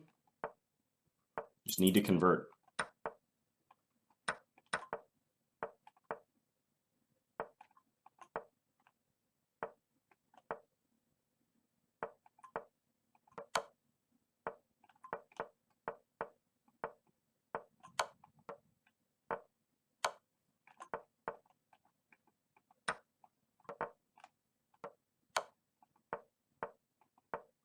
To be fast. Gotta be quick.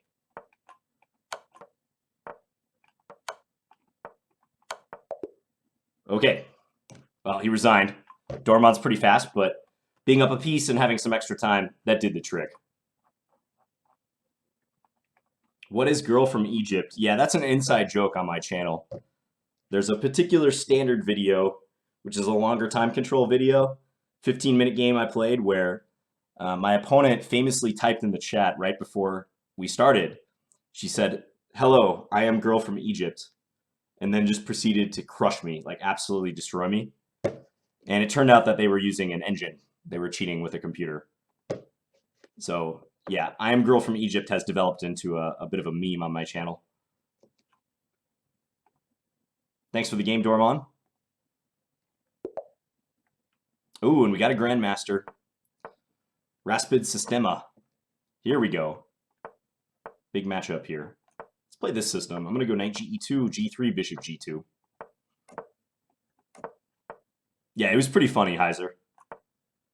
Because I got completely waxed in that game. It was not pretty. Let's expand. f4. I'm going to go f5 as well. And try to get in g4 eventually. Take with the bishop.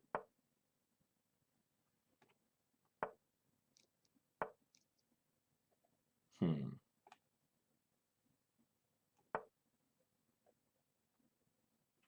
feel like g4, g5 is a pretty good plan here. So let's continue doing that. This player's a speedster.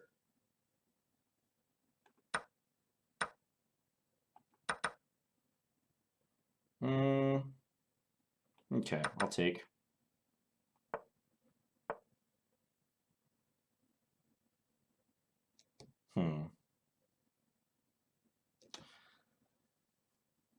Okay. Let's go here.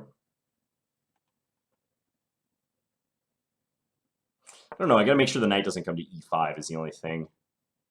It's a little annoying here. Bring the queen in.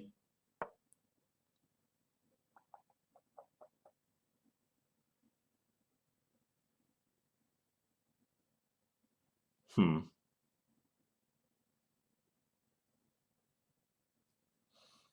think my position might be overextended now. Yeah, starting to feel that way. Okay, I'm going to do this, but they think they can just take here. I'm going to try to sacrifice a couple pawns to get the initiative back.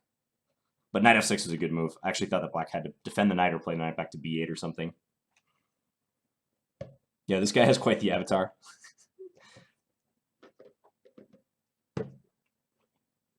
So now he's slowing down. This is weird. Probably several good moves here for black. See you, Zion Canyon. Thanks for coming out.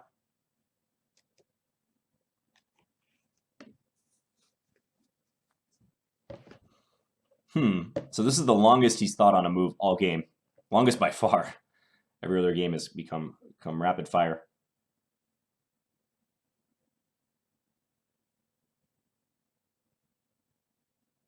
Thanks, Henrik Sky.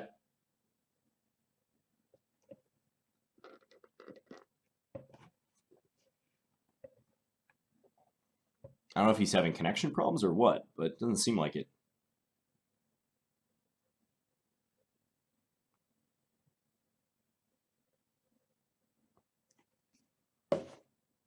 Oh, looks like he has connection problems. Yeah. Capablanca cheered 20. Did I tell you I like to drop dimes? Thank you. And you can see that my display when the people cheer bits, it's messed up for some reason. I think I got to reload my XSplit or I don't know. Restart my computer even. This smoothie is nasty. It's really gross. The real Slim Shady cheered 1 bit. Cheers.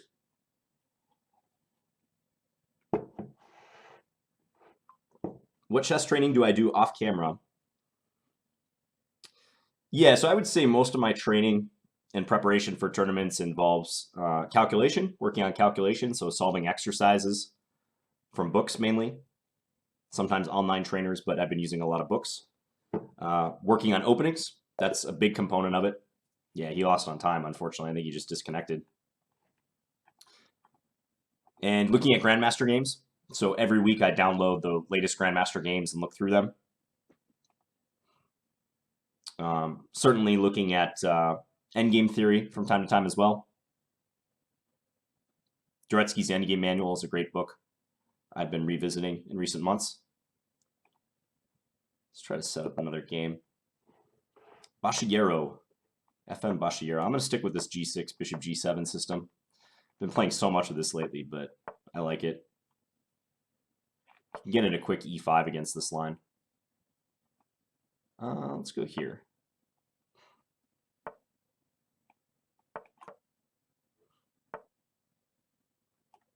Just castle. I want to go here. And maybe F5 soon. Could play F5 right here. I think I'm going to actually.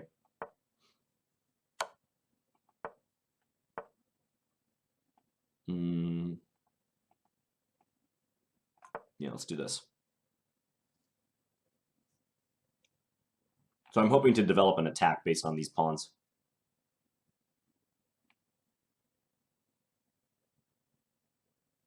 Where do I download the latest GM games? There's this website called The Weekend Chess, TWIC, TWIC, that publishes games from all over the world every week, usually released every Monday or Tuesday. Queen there, okay. It's an aggro move. I think he's going to keep coming forward, knight g5.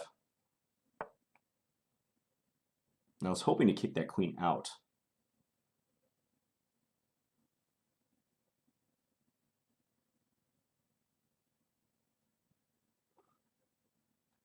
Let's go knight e5 first, though. Let's attack the bishop. Something about White's setup looks like I should be able to refute it.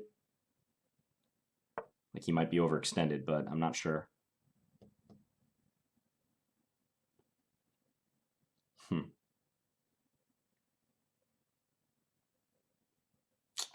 I'm going to do this. I'm not sure exactly what's happening here.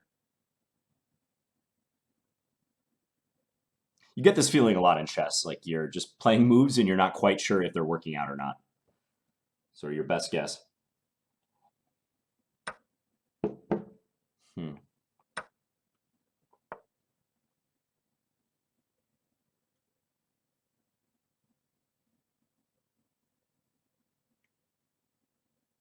Okay, I'm going to do this because this is one of my primary ideas.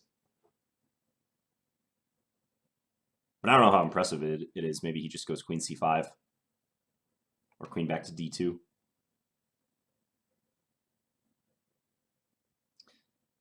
Uh, 100 Endgames You Must Know. Yes, I have heard of that book, Chess Bay.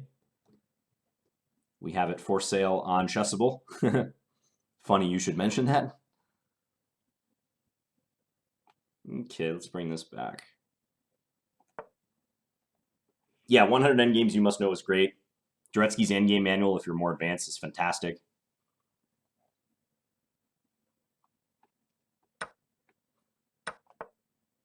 Okay, time to start moving quicker here.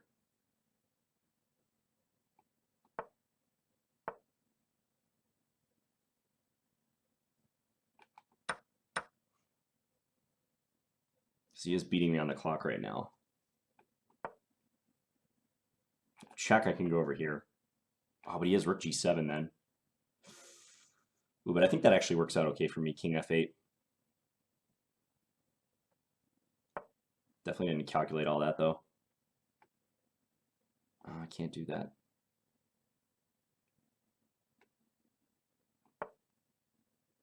This is a little precarious, especially with my time, but I think I'm all right. I'm going to go here, here, and try to reorganize. Maybe get g5 in eventually. Okay. It's a weird place for the bishop, but he was just trying to force a resolution on the 7th rank.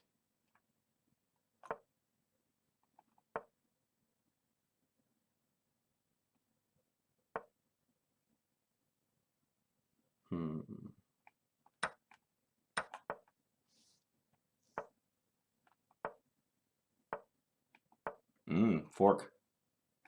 Valuable fork. I'm going to go after this guy.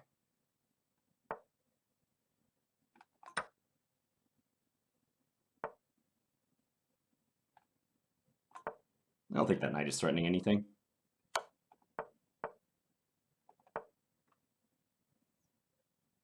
Just hoping my pawns get escorted up the board here.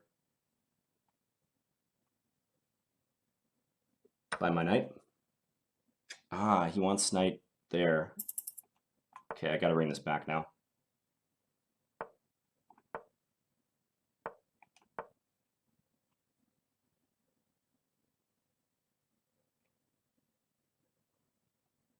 This is gonna get tricky. Go here next.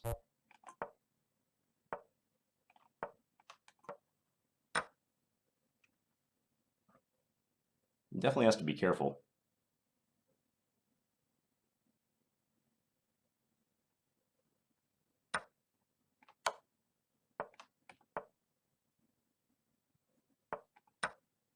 This is bad news for him.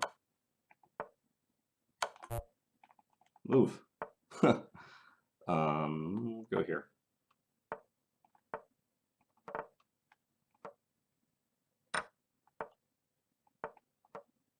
Oh, that was really bad what I just did there. I just blew it. Yeah. Ran out of time there. His knight pivoted around to f4 where it defended g2. That really slowed me down. I thought I was going to be winning that, but need something better right here. There's lots of better moves than what I played, like knight c2 followed by queening would have been better. Moved a little too slow in that one. Okay, we get a rematch. What exercise books do I recommend? That depends a lot on your level, Bird Potzer. And do I solve using a real board? I solve most of my exercises right from the book. But for most of you, I would recommend actually setting up the position. I think that's more valuable. Okay, let's castle.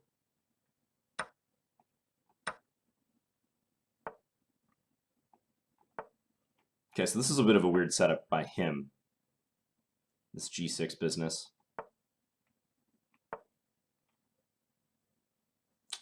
Very tempted to open the position here. I'm going to do it.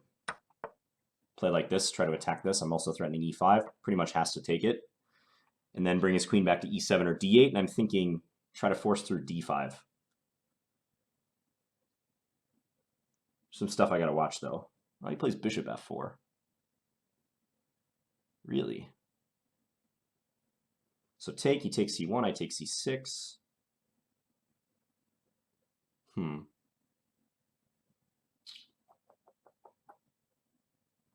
going to try it. That looks interesting.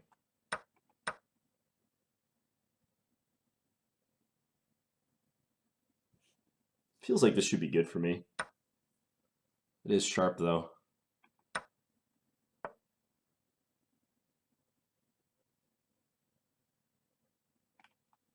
Let's do this. And if queen e7, I think take on a6. And importantly, he can't take on b7. Because I have knight d6 stuff.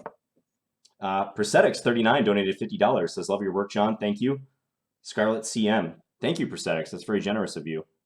That is much appreciated. Okay, so I want to protect b7, and I want to go after the bishop, too. Ah, this move. Okay. Yeah, thanks again, Prosthetics. Yeah, very nice generous donation. So it looks like I'm going to win the rook back. I'd like to avoid giving up my b7 pawn, though. I want to keep the b7 pawn for maximum winning chances. So I want to bring this a pawn up. Now, though,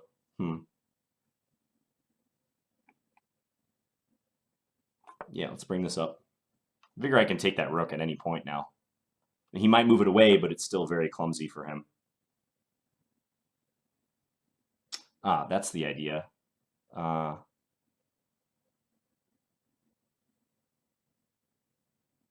I did not see.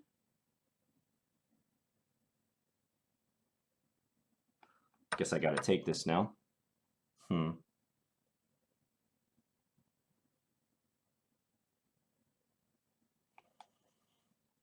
Okay, he's going to take on b7, and we're going to get a rook endgame.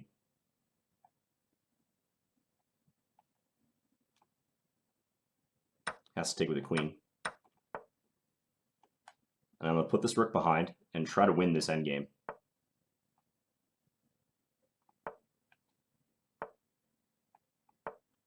Now I got to get my king up the board.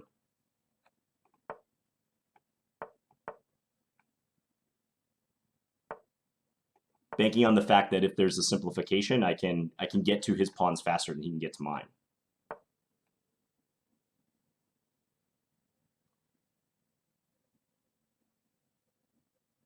Okay, let's do this.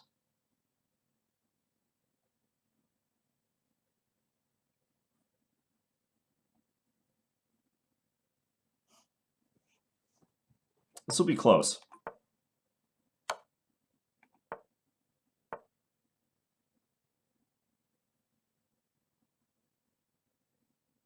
Okay, keep pushing the king up.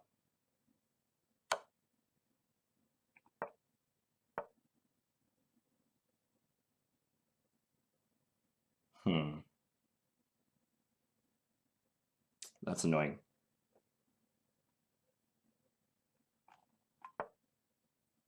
Can't take the pawn. Gets checkmated.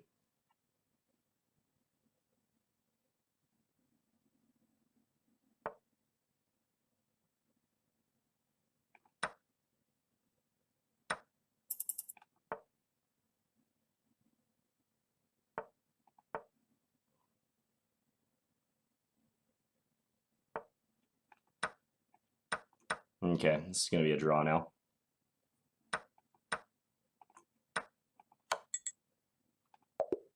He was nice. He offered a draw. He didn't try to flag me there. Nice of him, Bashiyaro.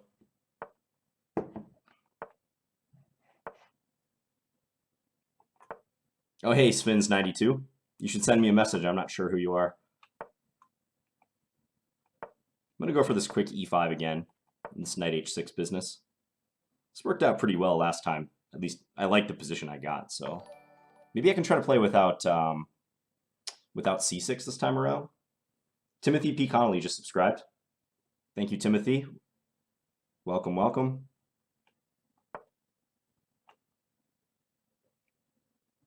So I just feel like getting in all these pawn advances is beneficial for black.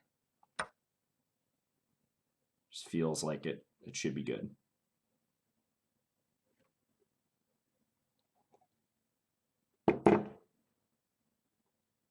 Okay, now knight f7, or yeah, let's just go knight f7 so I can enable castling. I might go h5 later, threaten g5 followed by h4.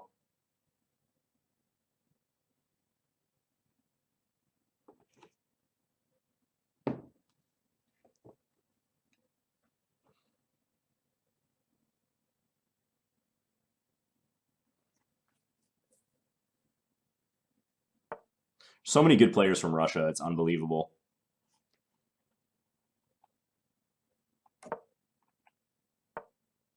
I believe Russia still has the most number of grandmasters of any country, like easily. I heard somewhere that Germany actually has more title players, which I'm not sure is correct or not, but Russia kills it in the grandmaster department. And Dudesky Robinson just subscribed with Twitch Prime. Thanks, Dudesky.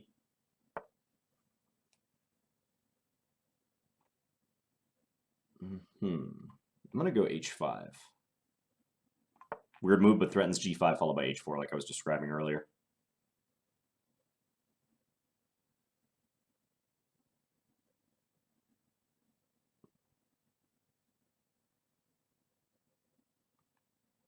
I've got the smile pawn formation, or the frown if you want to look at it in a different way.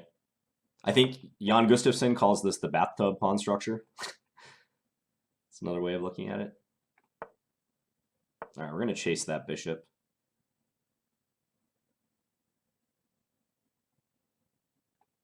Let's play b6.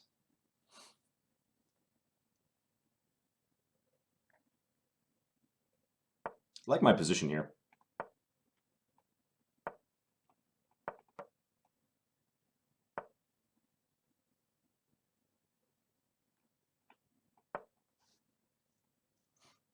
This dark square bishop is kind of blocked for now, but I think that'll change in the future.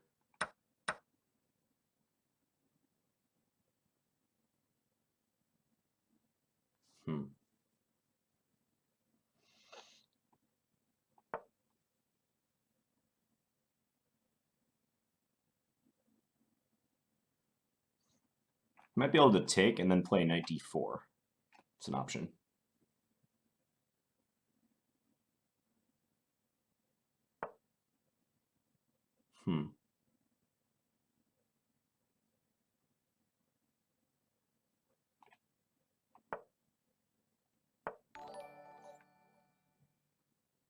Okay, let's take.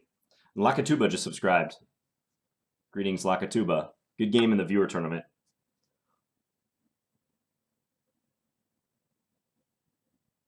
E4.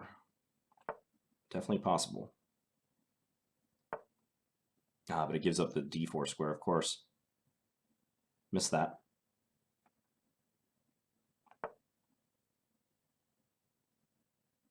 Yeah, e4 probably was not wise. I also opened this bishop, which may not be wise.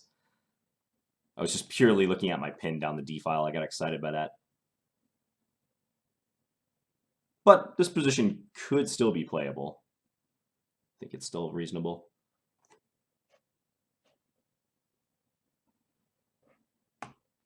Yeah, RoboBeer, you should play the Minneapolis Open. I don't think I'll be playing, but it's a good tournament. Let's take this. I have an idea. Oh, it doesn't work, though. I had a brilliant idea that doesn't work. Not at all. I wanted to play Queen C2 here, but he just takes my rook.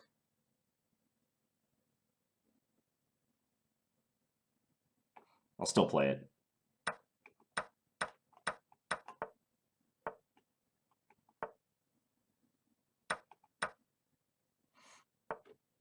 Okay, so some faint chances here of doing something. Very faint. Fading by the minute.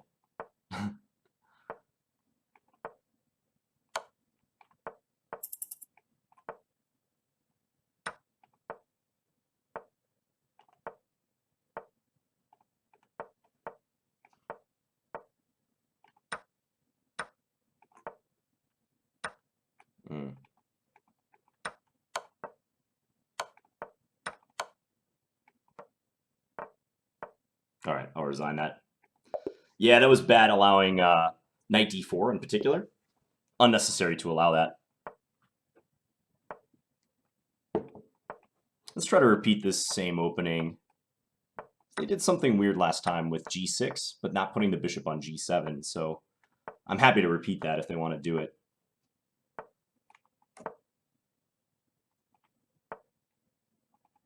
Okay, let's take this time. Then go rook here.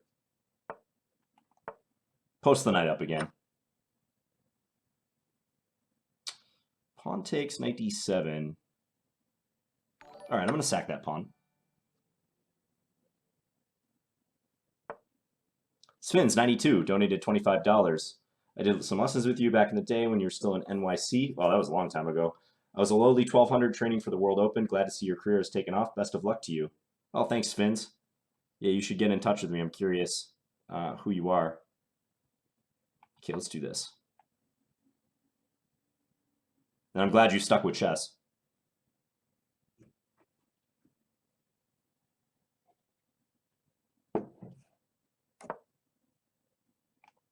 Okay, let's attack this. And now I can even bring the knight back to d3 and defend that pawn. Get ready to play h3. Should be a great position.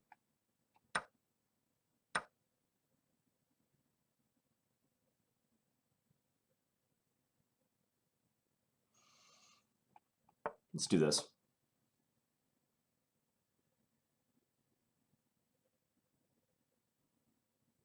I think my dark square play should be nice here. He needs to really block the diagonal for this bishop. And that's not simple to do without weakening himself. Have I played Leela LC0 yet? No, I have not. I've heard about that project. It sounds really cool, but yeah, I haven't played Leela. Queen d4, knight d7. Let's do it.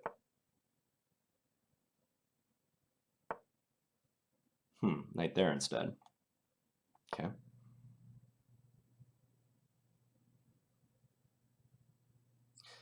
So the more open the board, the better it is to have a bishop compared to a knight.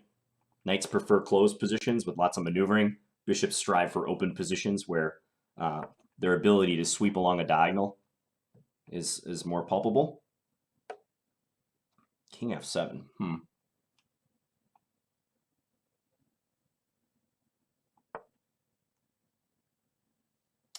I'm going to try to take the c file if I can.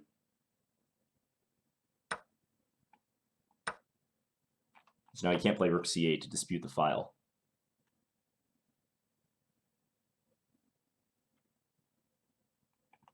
Just stop knight e4.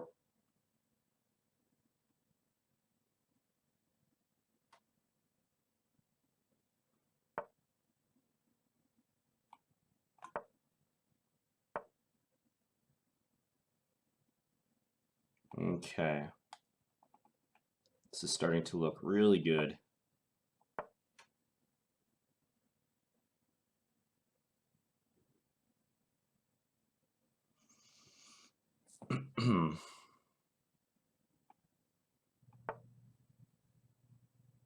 Accuracy definitely still required, though.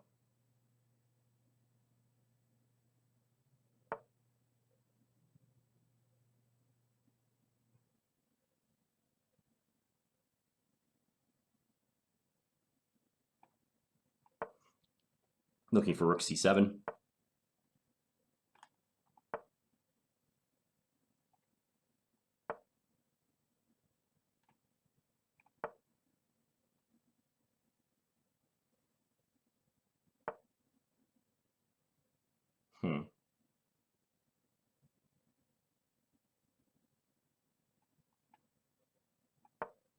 Not sure about how I'm playing this.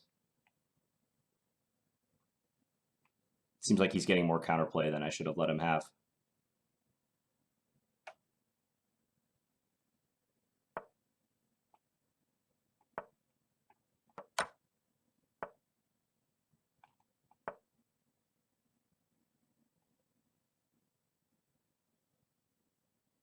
Still looks good, though.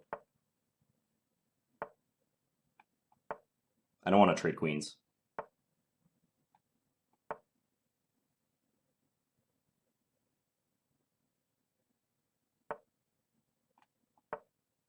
e5 under attack.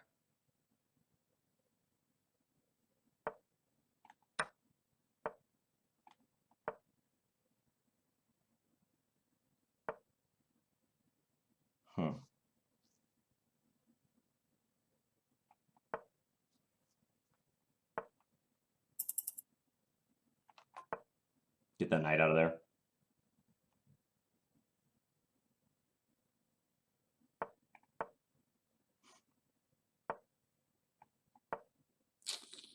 This is not good, not good. What I'm doing here.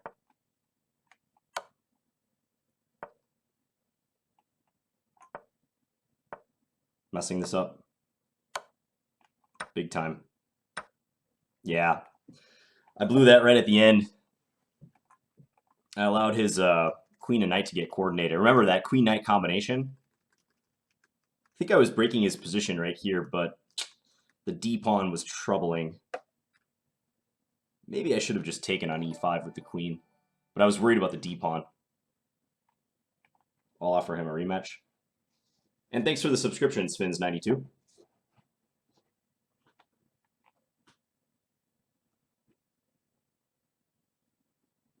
Yeah, I passed up a queen trade. I know, surprising, right?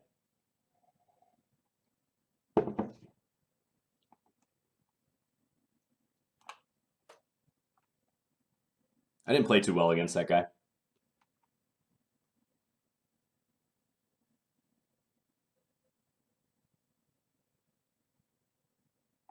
Because that's a game I definitely should have won. He's very weak on the dark squares. I had the bishop versus the knight, but somehow my play just stalled out. I'm gonna play a few more games.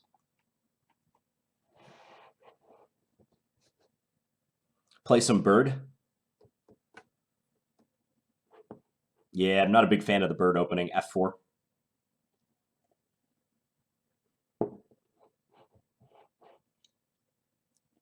Play a few more games and call it a stream.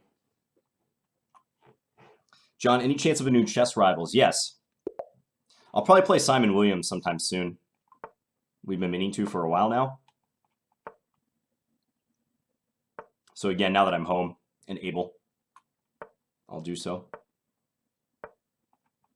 Okay, maybe a Queen's Gambit decline transposition here. Let's take on d5.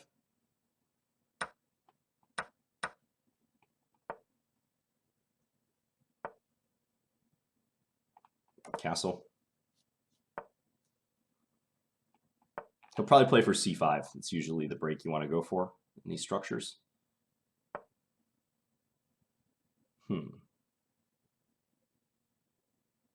Okay, let's put the bishop in here.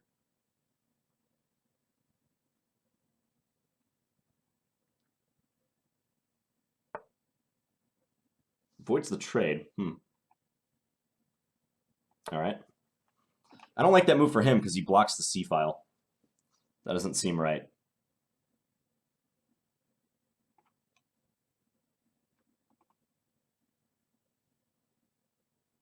Just play a3. There's a lot of knight b4 stuff to worry about, so I'm going to take that square away from his knight.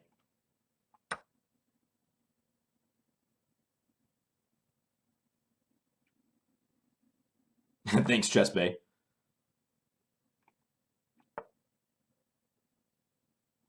So this move intended to discourage c5, so I can take and then the knight can't recapture. Black looks a little tied up here because it's hard to defend the c-pawn. Like if the queen goes off of the file, I can take it.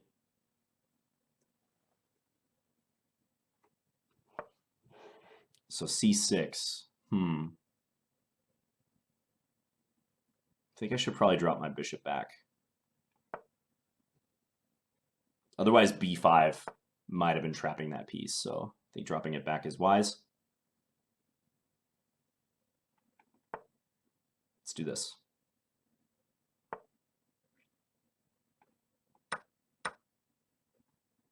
And now I'm just going to try to play for a small edge. If black takes, I can get my knight into the center. That's what I'm going to look for.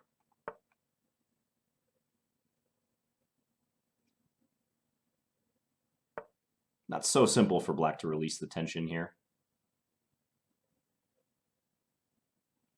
Let's take now. Admittedly, I think this position is close to equal, though. Just black might require some accuracy to hold it.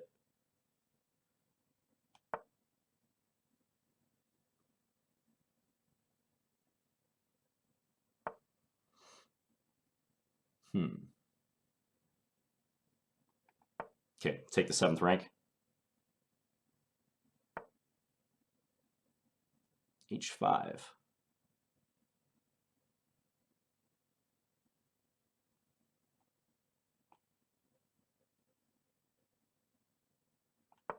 I'm going to propose the queen trade. As you guys were telling me to do it in the last game, you're surprised I didn't. So might as well do it now. Better late than never, right?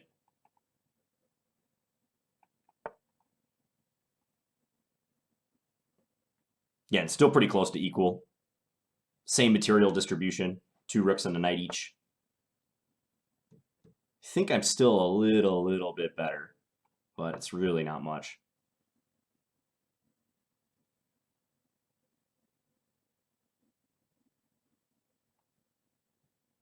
What is tension in chess? Usually that refers to pieces attacking each other, especially pawns.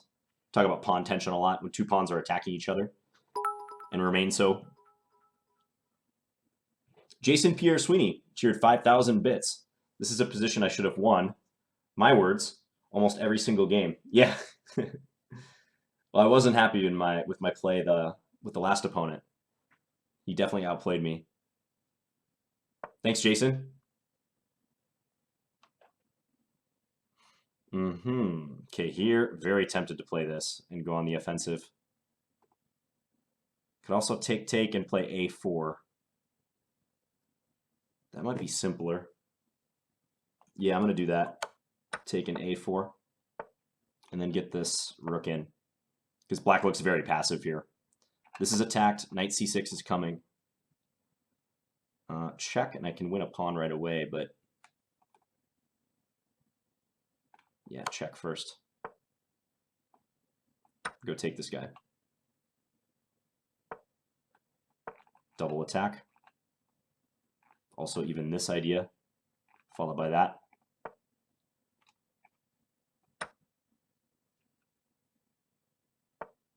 Should be winning. And that's a pin. Okay, that one went better. Nice, slow, increase the advantage, win in the endgame. That's more my style, right? Okay, Elo Beast again. Let's go Scandy, Team Scandy. There will be a Team Scandy emote at some point. Thanks, Andre Pilot. Says he likes my playing style.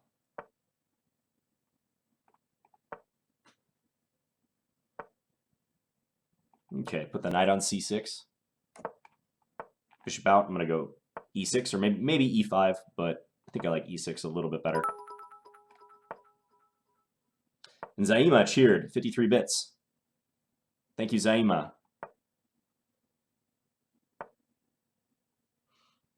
Let's go knight d5. Attack both of these guys.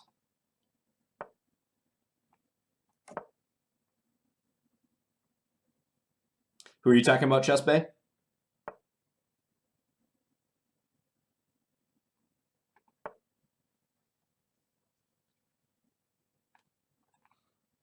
My next tournament will not be till mid-June, I think. Taking a little bit of a break from over-the-board play. Let's do this. Prop up this knight.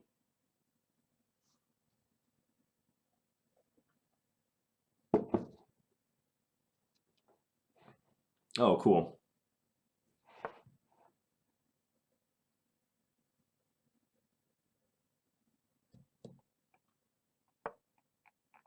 Attempt to attack c2.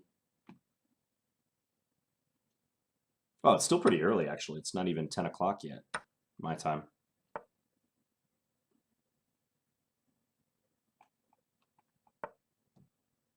That's early for a Saturday night. Okay, here I can win a pawn. Like so. Ooh, I also had that, but this is fine too.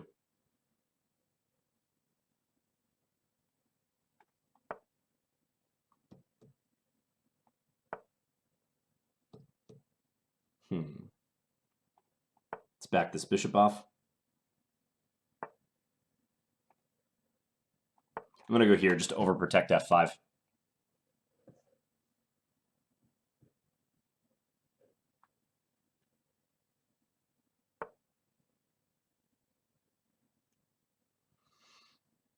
Hmm.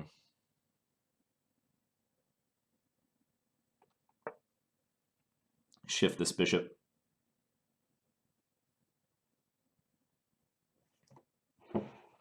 Oh, there's a match. Match between Penguin GM and Crew 64. Huh. 3 hours of Blitz and Bullet. Okay. Definitely got to bet on Andrew in that match. Okay, here, not only am I looking at c3 and f4, but also there's the threat of knight e3 with the fork on the 2 rooks. The only thing is, I lose sight of f5, so he can try to play that. He does that instead. Let's attack c3 again.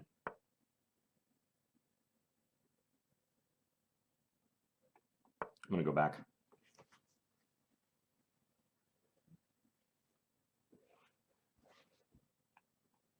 Yeah, I will have a schedule out at some point.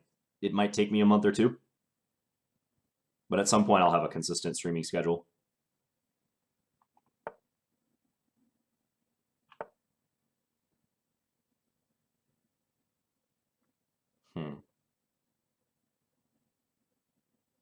Okay. Try to break down the defensive d4.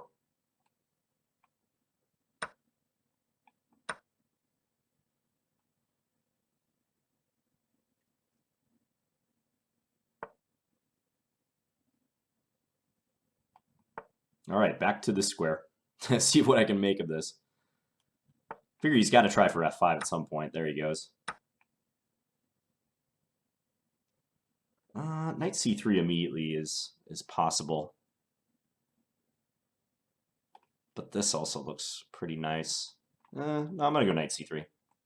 Oh, knight e7, though. Knight e7. Mistake on my part. Okay, let's take...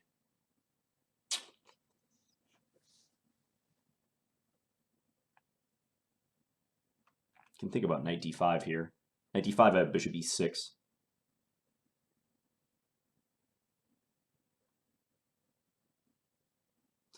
John, next time do without the broccoli and add some frozen berries or honey. Hemp seeds are also a nice addition. Okay, I'll keep that in mind for the smoothie. I really don't want to take that knight. Let's do this. I want to see if I can sneak in rook c3 somewhere.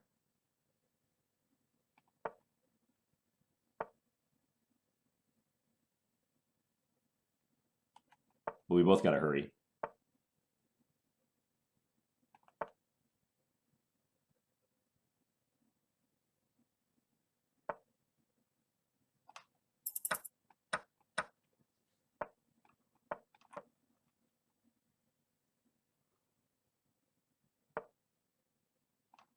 Okay, so big advantage for me here, but not on the clock.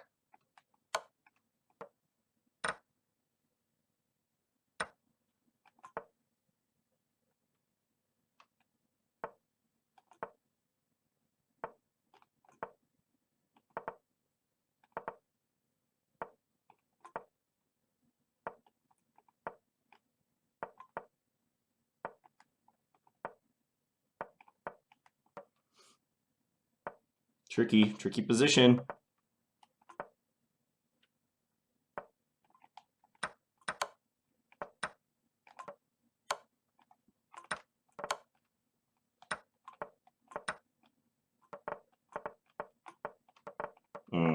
Not gonna have enough time to checkmate.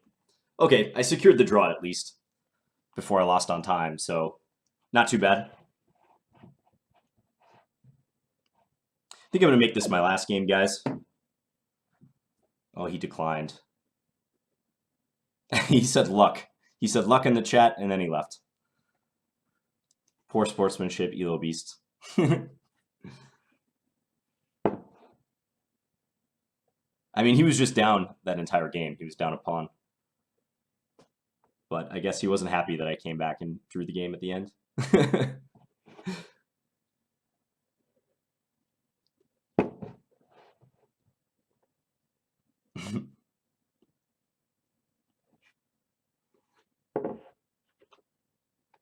So just looking for one more game to wrap this up.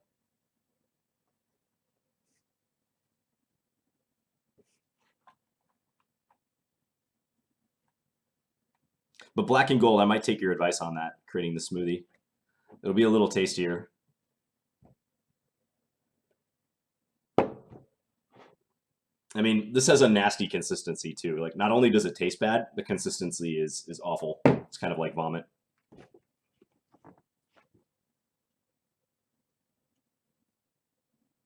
Oh, hey, Quan.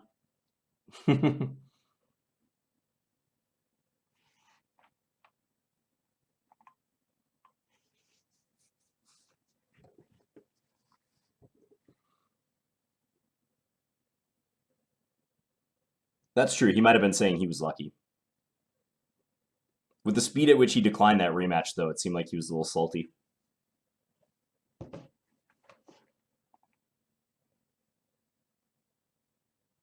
I've heard about Soylent, but something about drinking drinking the same thing every day, and that being your primary and only source of nutrition, just weirds me out. I don't think I could do that. Also, strangely, with Soylent, I heard that you have to be careful about your teeth because you're not chewing anything. Your teeth can start falling out if you follow that diet for too long. I mean, I'd never go that extreme, but the whole premise of Soylent is pretty interesting. Oh, okay, Flaneur. Yeah, let's play. Chicago Dave, aka Flaneur. Thanks for the challenge. Got a Moscow variation. Bishop b5 check. Let's play knight c6.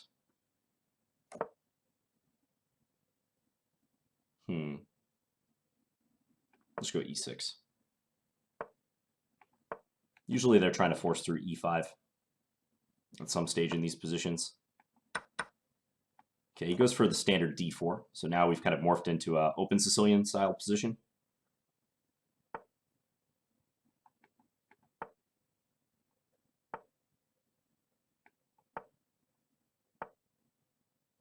Looks normal for both sides. Try to get this knight into c4.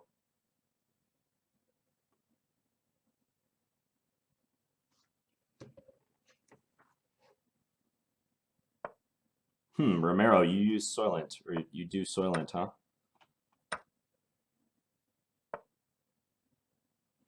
I only started hearing about it maybe a year or so ago.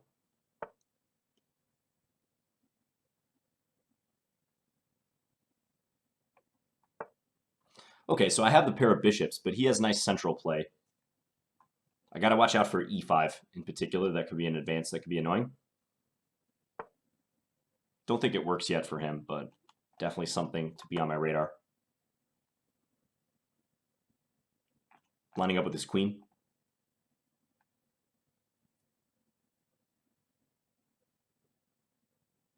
Is that where the name comes from, Chess Bay?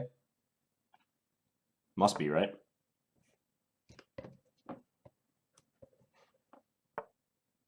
mean, that doesn't sound like very good marketing for that product. That just sounds pretty odd. Okay, takes, knight there. I kind of want to go here. Let's do this.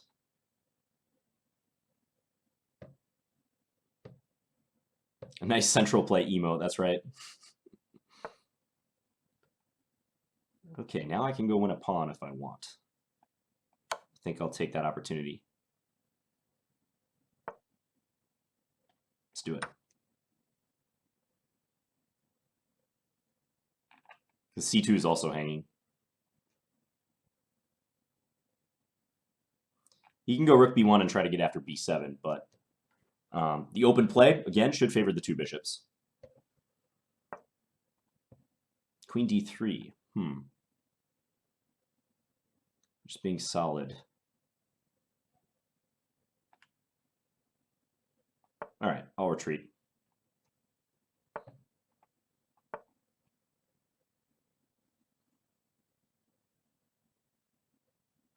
So I'm up a pawn. My pieces look really defensive right now, but they're soon going to come to life. At least I hope. Yeah, exactly, Spins. Soylent seems fine as an occasional meal replacement, right? I mean, don't think it's something you want to make your primary and only source of nutrition. But could be fine once in a while, just for convenience. Okay, so I've got discovered attack possibilities here. Bishop takes a4 looks like the most obvious one. Let's just do that. I'm on the queen.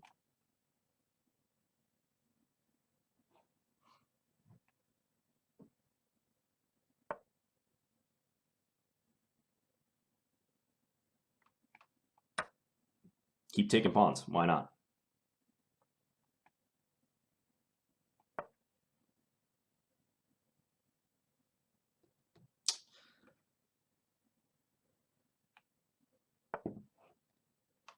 You might have had bishop a5 there. That might have been better.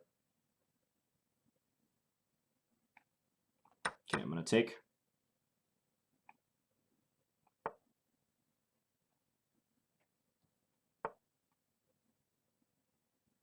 So now I'm just trying to bully him with a queen trade because he's down in material. He doesn't want a queen trade. He's down 3 pawns. So it would probably be unwise. Get this knight to a good square. I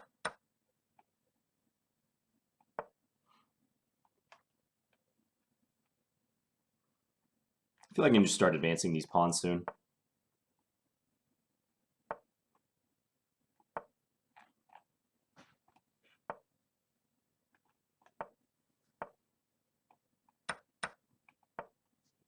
More trades.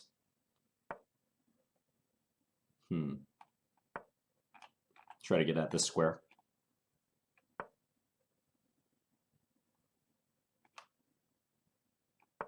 Go after this bishop.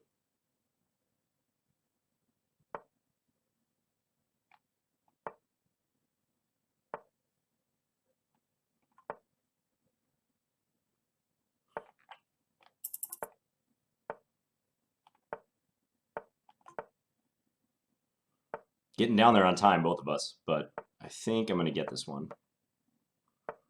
It's too much.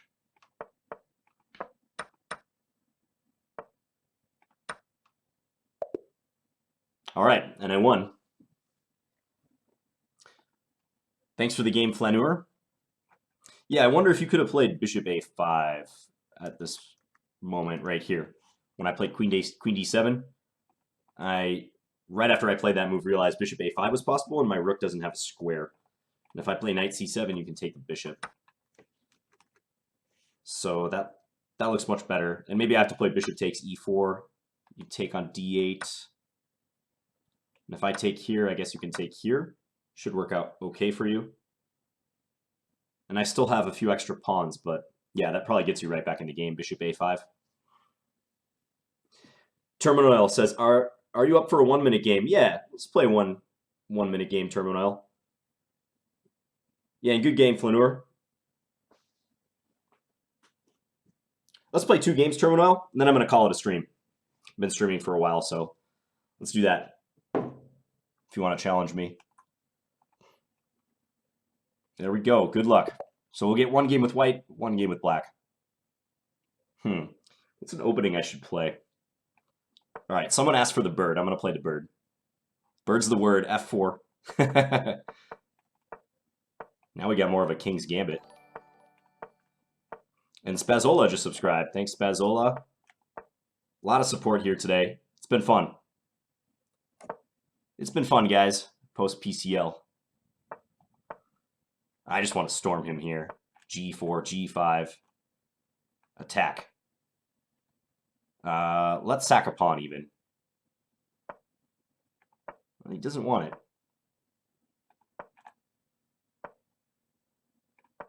Just throwing everything at him here. It's going to be a lot of pressure against his king, but maybe he can defend. Ooh, he's using a lot of time, though. He can't take that pawn. Preserve this bishop. This bishop's really useful in the attack because I'm going to play g6 soon. Like right on this move. Let's take that. Let's take. Trying to open this diagonal, pry it open towards that rook and the king. Let's go back with the knight. Ooh. Good move. That's a powerful bishop. Let's go here. I want out this rook.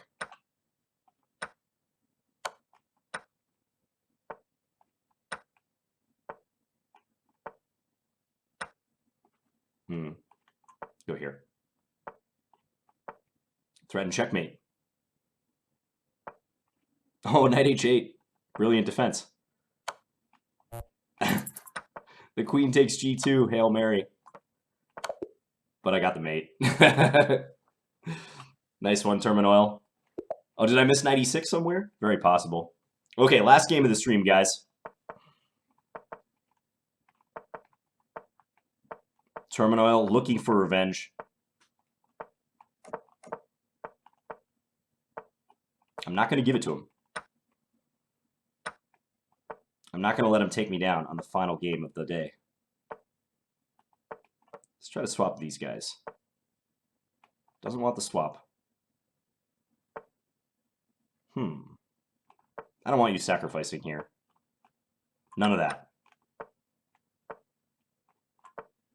Overprotect the h6 point. Whoa, you really want to sack, don't you? You really do. All right. Gotta be careful. Gotta be a little careful, John. Uh-huh.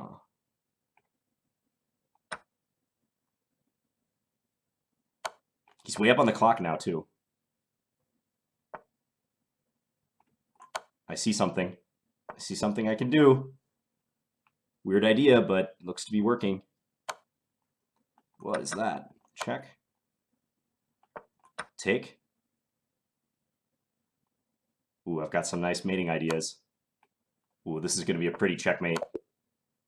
That's a nice one to end it off. The two knights with the assistance of the bishop. The bishop gets the assist, controlling the g1 square. Checkmate.